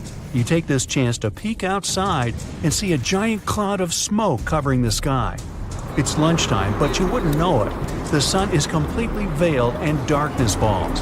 The power's out in the whole city. In this darkness, you see red molten lava shooting from the sky and spilling on the rim. You run outside along with dozens of your neighbors. Your priority right now, find safe shelter and fast. You think about taking the car, but with everyone running on the road, that's a no-go. So you run on foot where the crowd is going. Supervolcanoes are in a league of their own when it comes to natural disasters. Surprisingly, it's not all about size or height. A volcano is dubbed super if it erupts more than 240 cubic miles of magma. That's more than enough to overfill Lake Erie. It must also have a history of erupting and a magnitude of 8 on the Volcanic Explosivity Index. The largest active volcano on Earth is Hawaii's Mauna Loa. It's so big, it would cover the entire state of Rhode Island plus some. And next time you see a commercial plane flying high in the sky, remember that 30,000-some-foot altitude is about as tall as Mauna Loa is from base to summit. It's technically taller than Everest when you measure it like that, yet it's not considered a supervolcano. So you're running along the dark road not knowing and barely seeing where to go. Then, all of a sudden, a massive flaming boulder smashes through the bridge in front of you. You and everyone else are now stranded on the side of the volcano as it's getting more chaotic each second. Most of the crowd disperses, finding their own ways to safety. You remember there's a way to the other side not many people know about, but you'll have to cross a raging river through the dense jungle. You calm what's left of the crowd, and everyone follows you to your secret getaway. You finally get out of the city limits and head into the jungle. With the sky already dark, the tall trees and thick leaves make it almost pitch black. Everyone gets out their phone flashlights to navigate through the dark path. You all need to stick together and make sure nobody gets lost. Suddenly, fiery rocks strike the trees not far from you. Everyone jolts and tries to rush ahead, but nowhere is safe when it's raining scalding fire all around. You and your group have to pick up the pace or else. Imagine a typical avalanche or mudslide. Very dangerous situations on their own. Now, imagine an avalanche of lava rocks and lava sliding down a mountain instead of mud. That's what's making its way towards you right now. More and more people catch up with your group and bring news that the entire neighborhood is submerged in lava. It's traveling quicker than you thought. You can never really predict how fast a lava flow will be until you see it. It all depends on how thick it is and how steep the mountain slopes. Lava can move slowly at about 20 feet a minute, a fraction of the average person's walking speed. Or it can flow as fast as 30 miles per hour, which even the fastest person on Earth can't outrun. But the lava isn't even the most dangerous problem. If you didn't have protection, the gases spewing from the eruption would fill your lungs, and those spread faster and further than the lava flow. Your eyes and throat would be itchy. You'd get a headache, dizziness, increased heart rate, difficulty breathing. The worst would be passing out from the lack of oxygen. Luckily, everyone managed to grab their gas masks before leaving their homes. You're now entering the treacherous terrain of the jungle and the danger zone. Everyone's phone batteries are giving out one by one, so your vision is even more limited. The terrain is tougher and you can't hear any sounds from the river. At this point, you're not even sure if you're going the right way. But your instincts tell you the deeper you go, the safer you'll be. The path is muddy, and the vines are hindering everyone's movements. That's when you hear something big running through the jungle. It's coming up on you fast. You can't see a thing until it's right up on you. A bear! And there goes a rhino.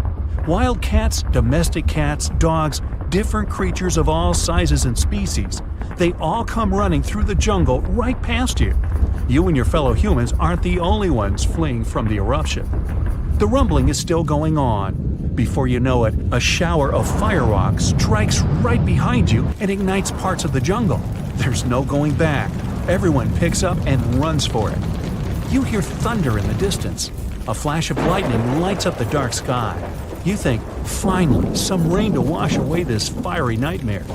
But that's not a regular storm brewing. These giant smoke clouds can mimic a thunderstorm under similar conditions. Your luck finally pays off. You hear the river straight ahead. You reach the bank and have to hop on some stones to get to the other side. You almost slip when someone from the group catches you just in time. Whew, that was too close. Not far down the river is a large waterfall leading straight to a shallow lake with sharp rocks at the bottom. The ash from the lava falls like snow, covering most of the trees and landing on the river. Ash is one of the most dangerous things about volcanic eruptions. You're soaked to the bone, but it's a lot better than ash and smoke. And then the rest of the group follow. The next thing you know, the river starts steaming as lava meets the bank and runs into the water. You try your best to speed things up. The lava can heat this water up to dangerous levels, and there are still people slowly crossing the river on the slippery rocks. Luckily, you manage to get everyone across. Well, almost everyone. You turn around and see someone's leg got caught between two rocks. The lava continues to pour into the river. You can feel the heat of the steam. You rush back to this person and try to pull them out. Their leg won't budge. Someone else from the group comes to help, and you're finally able to pull them out in the nick of time. You and everyone else, now exhausted from your trek, keep going as far as possible. That's when you see the main road that connects you to the broken bridge. There are others on the road that got out safely, and even some cars filling up with survivors and heading fast out of the area. The volcano is still spewing lava, and the entire city is flooded with it. What was once your town now looks like a giant burning lake. Planes and helicopters can't fly because of the smoke and ash, so don't count on an air rescue. You're still at risk even though you're on safer ground, so it's still too early to celebrate. Everyone continues to move away from the city. The further, the better. The ground continues to shake, but this time it's even more intense than before. Supervolcanoes are powerful enough to cause many earthquakes, but it's a good thing you're out in the open, far from the buildings and debris in the city. Now, back to reality. Rest assured that a volcanic eruption of this intensity won't happen for a very long time, as in millions of years. Besides, thanks to warning systems and humanity's preparation for such an event, it's extremely rare for even a regular volcano to do as much damage as it could. So, don't scratch Yellowstone off your travel list just yet. The Earth has three main layers: two parts of the core, the dense, hot inner core, and the molten outer core. Then comes the mantle. And then follows the thin crust, the surface that supports life as we know it. At least, that's what we thought, because now scientists found a new mysterious layer located deep within the solid inner core. Earth's inner core is approximately 2/3 the size of the Moon, and made of nickel and solid iron. It's burning hot. The temperature at the center of our planet is the same as at the surface of the Sun. The outer core can reach almost 10,000 degrees Fahrenheit. It's difficult to explore it because we can't go there, and it's like looking through a really dirty window of 3,200 miles of molten metal and rocks. But we can rely on laboratory experiments on heated pressurized rocks, signals from seismic waves, and computer models. When an earthquake hits, it sends out seismic shock waves. Those waves travel through layers at a different speed, depending on the direction they go and the material they move through. In the new study, a team of scientists set a data set of 100,000 deep earthquakes. Some of them went over 60 miles below the surface. When an earthquake happens on one side of our planet, scientists track its waves all along to the other side. Waves change when they come to the other side, so scientists try to understand the materials these waves have passed through. They found a new layer in the core of our planet thanks to earthquakes. Normally, shock waves travel along the equator, but down below, they digress and go into different directions, about 60 degrees to the side. When waves pass through the inner core going from north to south, they will travel more quickly than waves going through the core parallel to the equator. It's important to understand the core because it creates our magnetic field, which in turn protects the planet from things like solar winds that are charged particles coming from the sun. In the 1960s, we discovered the Earth pulsates every 26 seconds. It's like clockwork, a giant heartbeat. The ground is slightly shaking, but we mostly don't feel it. Researchers can still track it. Some of them think the continental shelf comes as a huge wave break under the oceans.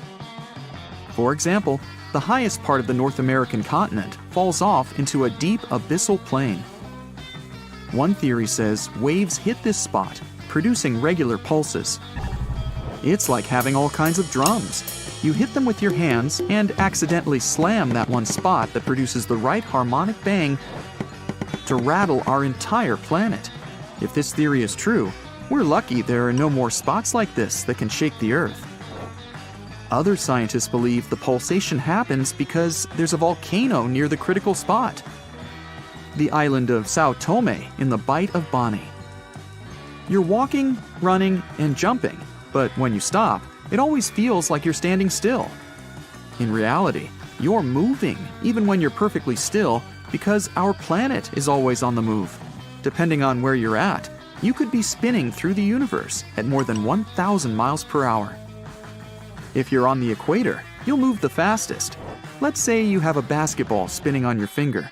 Check the ball's equator. A random point on it has farther to go in just one spin than any point near your finger. That means the point on the equator is moving more quickly. The Earth is a planet that recycles all the time. The ground we're walking on is recycled. Our planet's rock cycle turns rocks of one type into another. That's a cycle that goes on and on. The depths of our planet are filled with magma. As magma is going out onto the surface, it hardens into rock. Tectonic processes like volcanic activity, earthquakes, mountain building, and all of the other processes that shape the surface of our planet bring that rock to the Earth's surface. When the rock is on the surface, erosion shapes it and shaves its bits off. Those small particles then get deposited. All the pressure coming from above compacts the particles into sedimentary rocks, like, for example, sandstone. Sedimentary rocks can also end up deeper and deeper under the Earth's surface. Since there's a lot of heat and pressure, they get cooked into metamorphic rocks. They can go back to the surface once again, or even end up being re-eroded. Sometimes the crust plates are pushing one under another, and this way, rocks can transform into magma once again. We've explored only 5% of the ocean so far. The ocean itself, as well as life below the seafloor, is still a mystery. The sediments that are underlying our oceans are home to different microorganisms that exist even at depths of 1.5 miles beneath the seafloor. There are microbes hidden deep inside volcanic rocks below the seafloor off of the parts of the Pacific, hidden under 870 feet of sediment. The biosphere under the seafloor is growing extremely slowly compared to life on the surface. Cell division happens every 10 to 1,000 years. Something's different about the Earth's axis. Climate changes and melting glaciers, mostly in the regions like the Himalayas and Alaska, made the axis shift. Our planet has two kinds of poles. Are the south and north magnetic poles. They affect things such as drift and navigation. The axis that the Earth is spinning around is another kind of pole. It shifted a little bit over time, but we don't know exactly why. Researchers realize there are moving masses of water, pushing the Earth's axis eastward. Take a basin of water as an example. If you're moving it back and forth, sloshing makes the water move its weight all around. A similar thing is happening on a planetary level. No matter how large an earthquake is, no human could ever feel an earthquake on the opposite side of the Earth, although some people claim they did. In 2013, there was one near the Kuril Islands with a magnitude of 8.5. It went around 400 miles deep. It was so strong, people in Australia reported they could feel the ground shaking. The strongest earthquake happened in Chile in 1960 with a magnitude of 9.5. The rupture zone stretched from 311 miles to almost 620 miles along the country's coast. Earthquakes with a magnitude of 10 or higher can't happen. The magnitude depends on the length of the fault where it occurs. The longer the fault, the bigger the earthquake. A fault is a break in a part of the planet's crust. It has rocks on both sides, and they move past each other. We haven't found a fault long enough to generate earthquakes with a magnitude of 10 or more.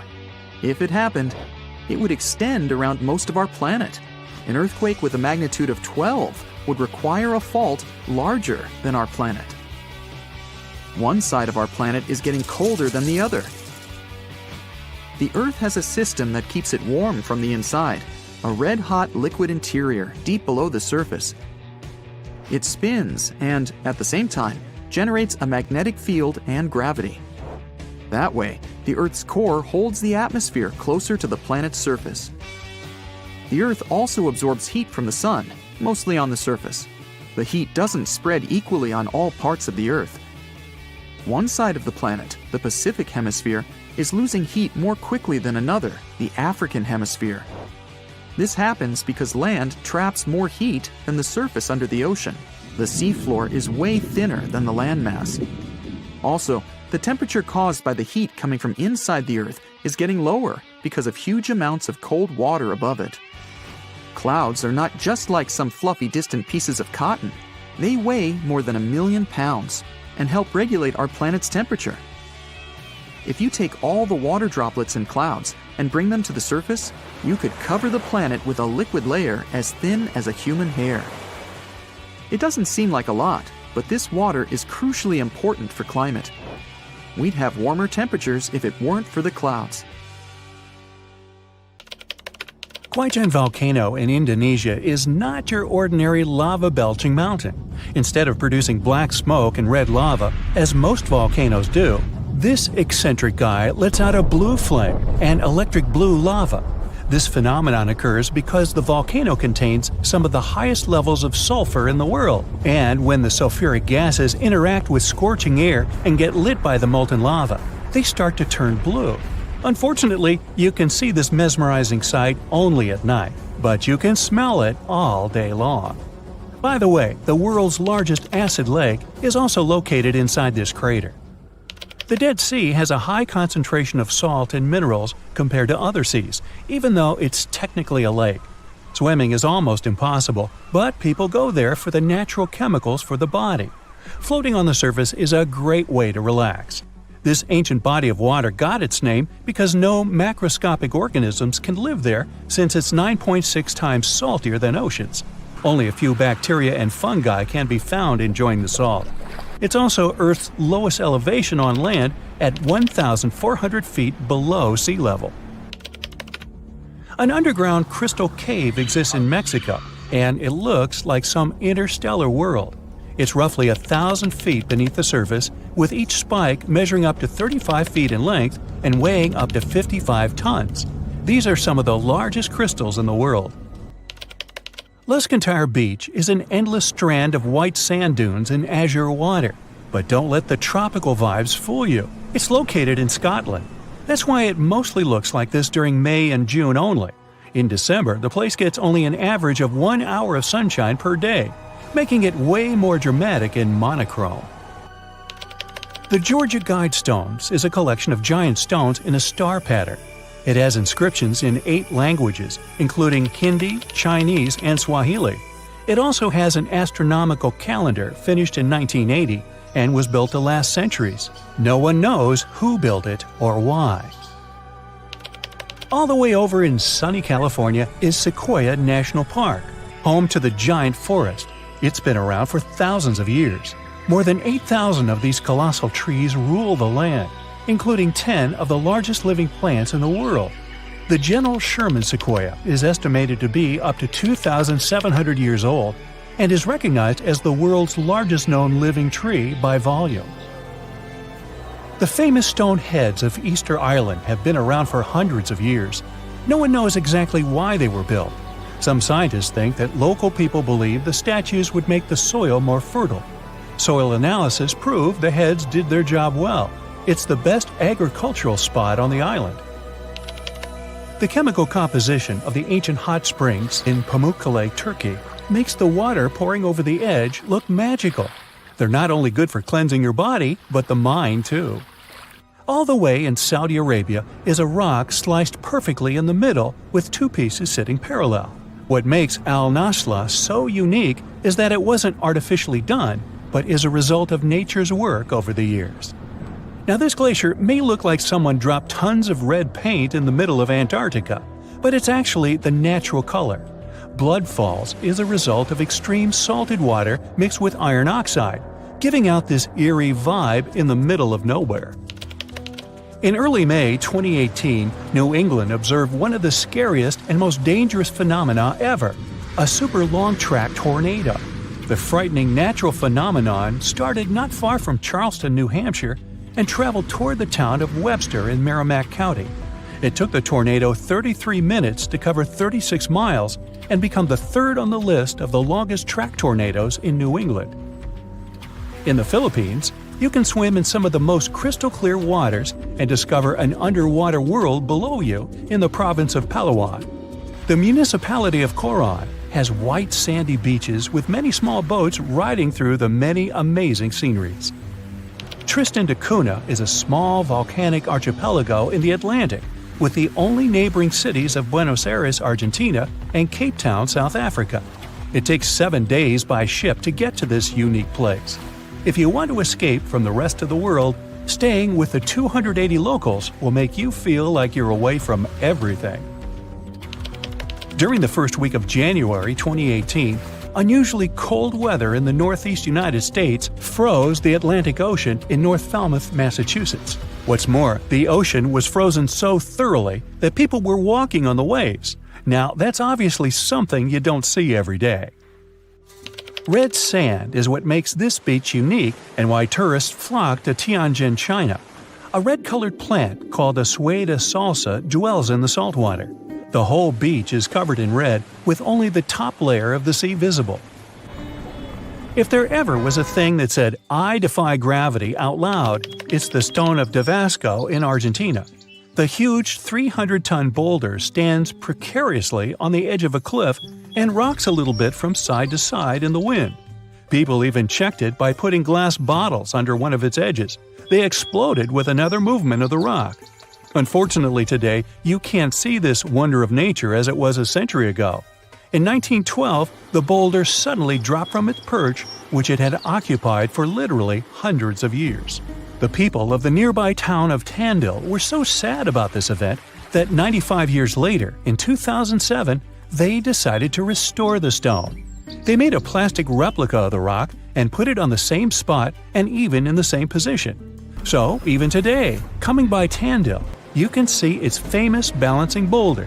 More of a symbol now, of course, because it's no longer rocking and only weighs 9 tons, but instantly recognizable nonetheless. Socotra is an alien-like island off the coast of Yemen in the Indian Ocean with one of the most unique trees ever seen. It's called the dragon tree, and it can only be found on this amazing island. In 2008, it was labeled as a World Heritage Site. If you ever see a tight burning column of air, don't panic, it's not the end of the world. The creepy combination of whirlwind sounds and scorching inferno means that you have crossed paths with a fire tornado, also known as fire twister or fire whirl. This dangerous phenomenon occurs mostly during wildfires. These fires create a big area of super hot air just above the ground. When this scorching air gets mixed with the cooler air higher up, it results in a whirlwind that churns up burning debris and flames. The most powerful firenadoes can stretch hundreds of feet into the air. The House of Mystery in Gold Hill, Oregon, amazes its visitors with gravity-defying effects. You can't stand straight there, always leaning to the side and having to hold on to something for balance. Balls roll upwards. There's also a broom that stands perfectly still wherever you put it, unlike virtually everything else in the shack. The local Native American tribes called this place the Forbidden Ground, even before the house was built there, and they avoid approaching it. The owners of the shack, though, decided to turn it into an attraction, and they succeeded. They created an atmosphere of mystery around the place, and spread the news about it in newspapers and later on the internet, and voila! A perfect anomaly is made. In fact, it's no more than a curiosity. A human-made optical illusion that tricks your eyes and other senses. Now, if you travel to the Philippines, Indonesia, or Papua New Guinea, you'll have a chance to see some of the most unusual and cheerful trees in the world. The trunk of the rainbow eucalyptus looks as if it had been painted orange, green, red, purple, yellow, brown, blue, hey, you name it. Some trees are so bright that they seem artificial. The rainbow eucalyptus regularly sheds strips of bark, which reveals a bright green layer underneath. A bit later, this green layer gradually changes its color, and since the shedding happens at a different time in different places on the trunk, the tree starts to look multicolored and very attractive. Yemen is home to the oldest skyscrapers in the world and the oldest metropolis. The ancient city of Shabam is considered to be the Manhattan of the desert, due to the collection of mud buildings popping out of the desert floor. It used to be a caravan stop during ancient times.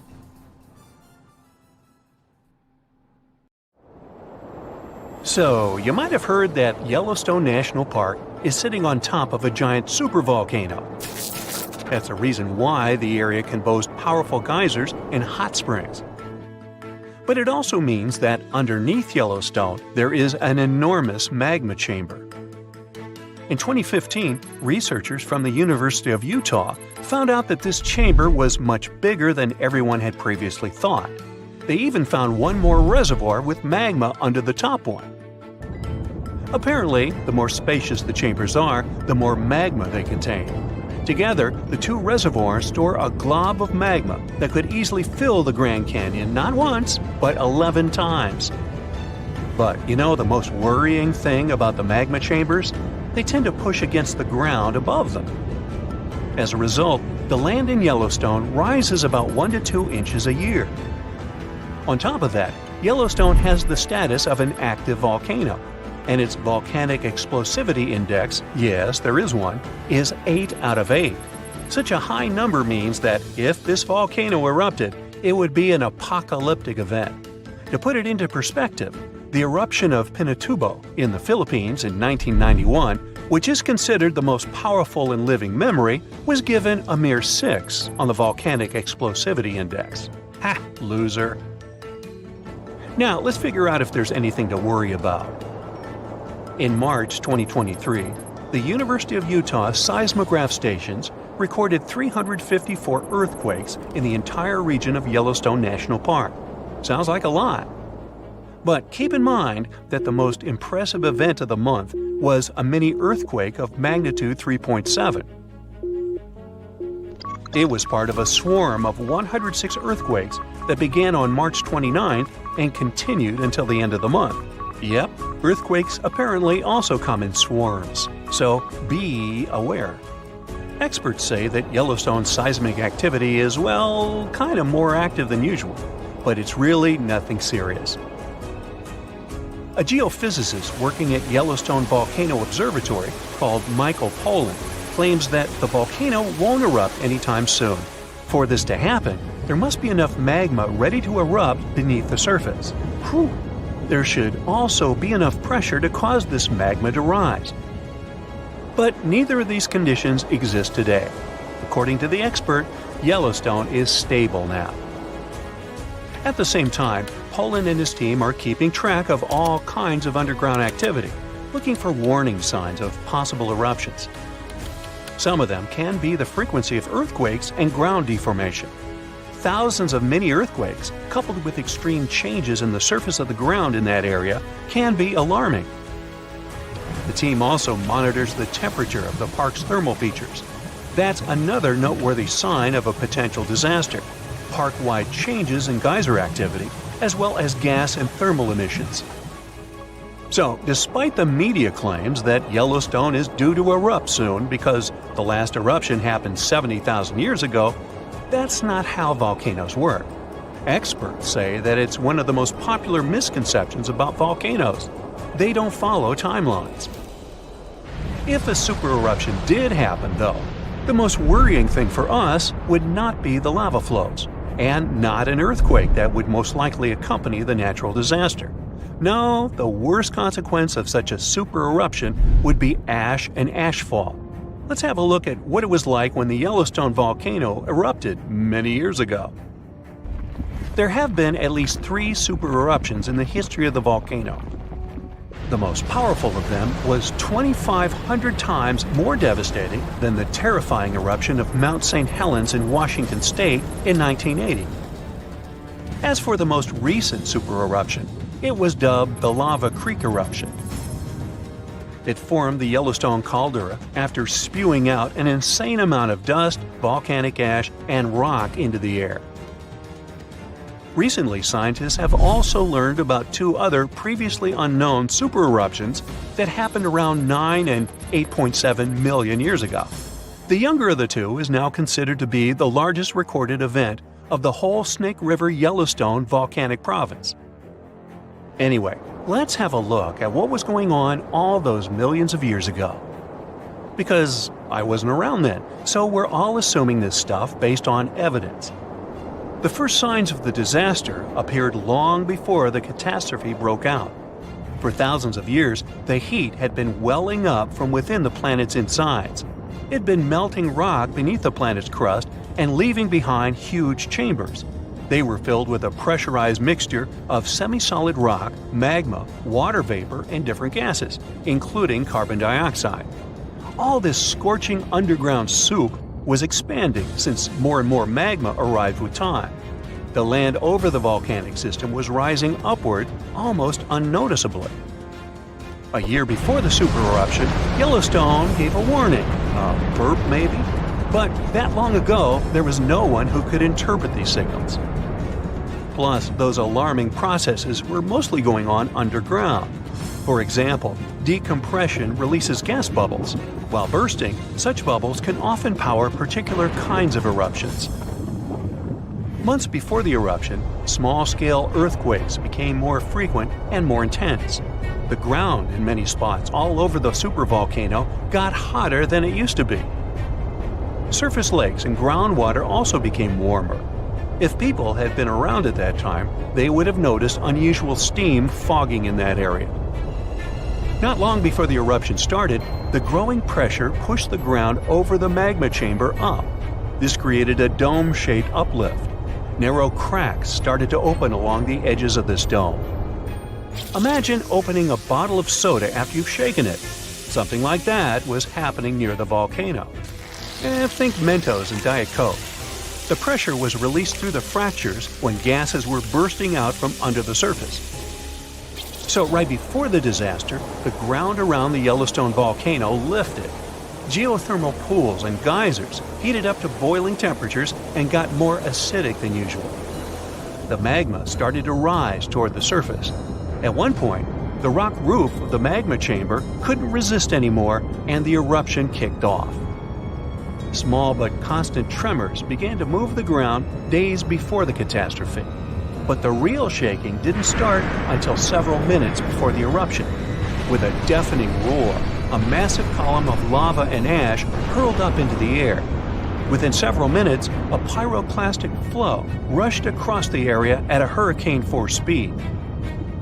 Such a flow is a liquid mixture of half-solid lava pieces, volcanic ash, and hot expanding gases. It looked like an extremely hot toxic snow avalanche. With a temperature of about 1300 degrees, it was burning everything in its path. The volcano kept pumping ash for days on end. For all living creatures, ash fallout was one of the most dangerous consequences of the eruption. Volcanic ash turns into glassy cement within seconds of being inhaled. Most animals didn't have a chance to survive. Even thick trees started to collapse under the weight of this dense substance. It only took a couple of days until a thick layer of ash covered huge territories.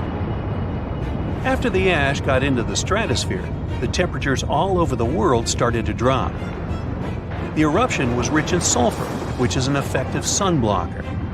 That's why it soon got so cold that there was no summer in the whole world for the next several years.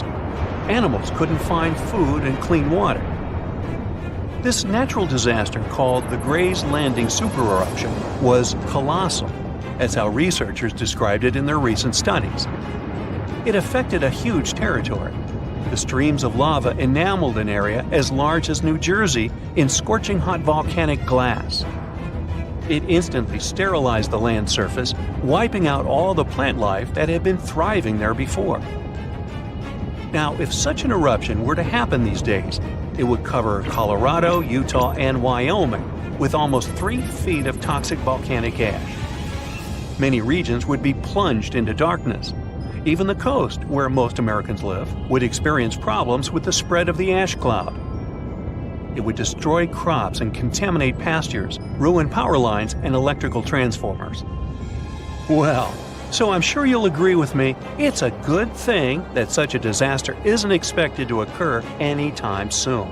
Hey, we got enough other stuff on our plate. Meteorites rain down on Earth every single year. Almost 63% of the 69,268 meteorites scientists have officially recorded in the Meteoritical Bulletin database have been picked up from a polar desert. From where? Antarctica. It's technically a desert because it gets little precipitation. The continent receives an average equivalent of about 6 inches of water annually, mostly from snow. The interior parts are even drier. Not much action happens to meteorites there.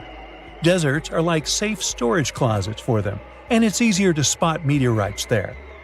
In total, there are around 42,000 meteorites in Antarctica. Most of them have been spotted since 1976. The Sahara Desert in Africa isn't far behind.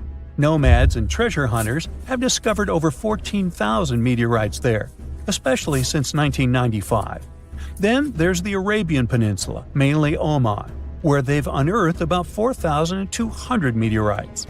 So why does Antarctica take the crown for its meteorite collection compared to other areas? It's not because more meteorites land there.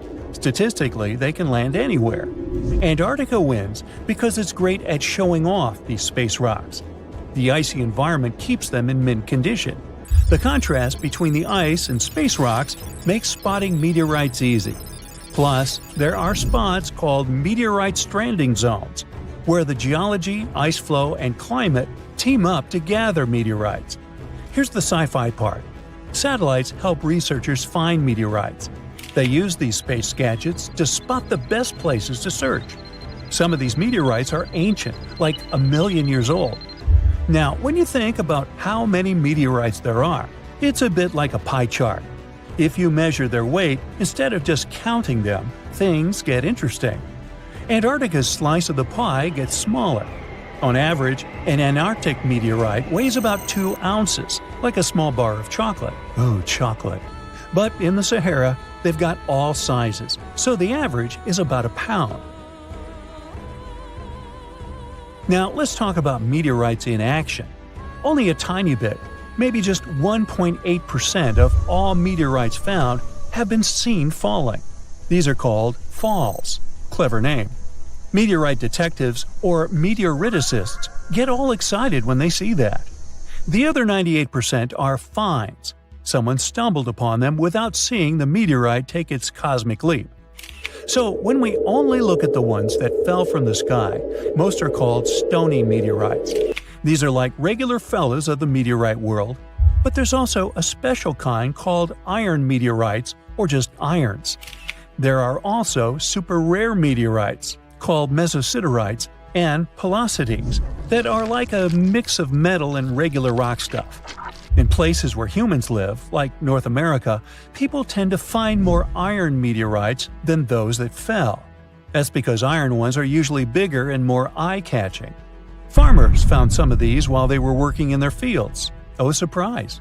A bunch of gigantic iron meteorites from places like China, Namibia, and the US make the chart slices huge. Now, check out this adventure. A group of scientists braving the crazy cold of Antarctica's icy desert to uncover some fresh meteorites found what they had been looking for. In fact, one of the meteorites weighed almost 17 pounds. The ones like that are pretty huge. Do they have an impact on Earth? Science says yes, they do. Meteorite impacts are more common than you think. About 17 meteorites smack Earth's surface every single day. Since most of the planet is covered with water, there are loads of places without people around. That's why these hits often go unnoticed. Most meteorites are just small bits zipping through our atmosphere anyway. By the time they touch down, they get tiny thanks to all the friction against the air. Not all meteorite impacts are wimpy. Some supersized ones have rocked our world. Remember when dinosaurs said bye-bye? Yeah, that might have been the fault of a huge asteroid. These meteorite hits are random, and they happen all the time. Scientists have uncovered evidence of a massive meteor impact even before the famous dinosaur wipeout. This impact is thought to have triggered the biggest extinction event in Earth's history. The 300-mile-wide impact crater is chilling over a mile beneath the East Antarctic ice sheet. This mega event occurred about 250 million years ago. The epicenter of the crater is in the Wilkesland area of East Antarctica. It might have started the breakup of the Gondwana supercontinent. It was a big landmass that included parts of what are now South America, Africa, Antarctica, Australia, and more. So, the Gondwana supercontinent started to chip off by creating a tectonic rift that pushed Australia northward. This Wilkesland impact surpasses the one that led to the dinosaurs' extinction in terms of scale and could have caused catastrophic consequences at the time. The Hoba meteorite is a huge chunk of space stuff chilling on Earth. It crash-landed about 80,000 years ago in Namibia. The thing is a heavyweight, like twice the size of the next biggest meteorite ever found. Interestingly, it also has a weird flat shape. Nobody's moved it since it fell, so we really don't know how deep it's hidden. But experts think it skidded along the ground like a stone skipping on a lake because it landed at an angle. That's why it didn't leave a big crater when it hit the ground. And it was discovered by chance. A farmer found the world's biggest single meteorite. He was plowing his field with an ox and a regular plow. Suddenly, he heard a scraping noise. It was the metal plow meeting the iron meteorite. The Mosi meteorite from Tanzania has been staying underground for centuries before scientists gave it a proper look. The locals loved this space gem, calling it Commando. It was known in town for generations. Mosi is made of the same stuff as its other meteorite friends on Earth, about 90% iron and 8% nickel.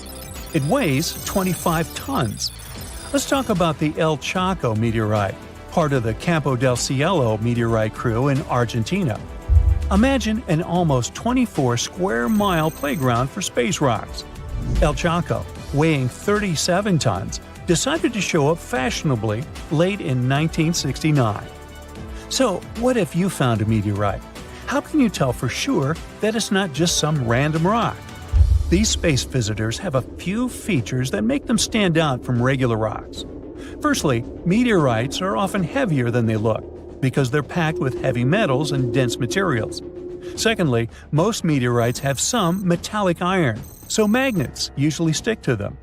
If you've got a rock that's not magnetic, try suspending the magnet from a string. The third clue lies in their unusual shapes. Iron-nickel meteorites aren't smooth and round. Stony meteorites usually have a thin, crispy crust on the outside. It looks as if their surface melted a bit while moving through the atmosphere. Sounds like pizza to me. Suppose these tips won't help on your quest. Then consider this. Light-colored crystals are not meteorites. Those pretty things, like quartz, are common on Earth, but they don't hang out on other planets or moons in our solar system. Do you know those bubbly holes in volcanic rocks or melted metal slag on Earth? Meteorites don't have those either. Plus, scratching a meteorite shouldn't leave a mark. But if you scratch a dense rock and get a dark or red mark, the rock contains minerals like magnetite or hematite, which meteorites don't usually have. If you suspect finding a meteor in your backyard or something, try these tips. Just remember, to be sure, you've got to give rocks and minerals a real-life look from experts. And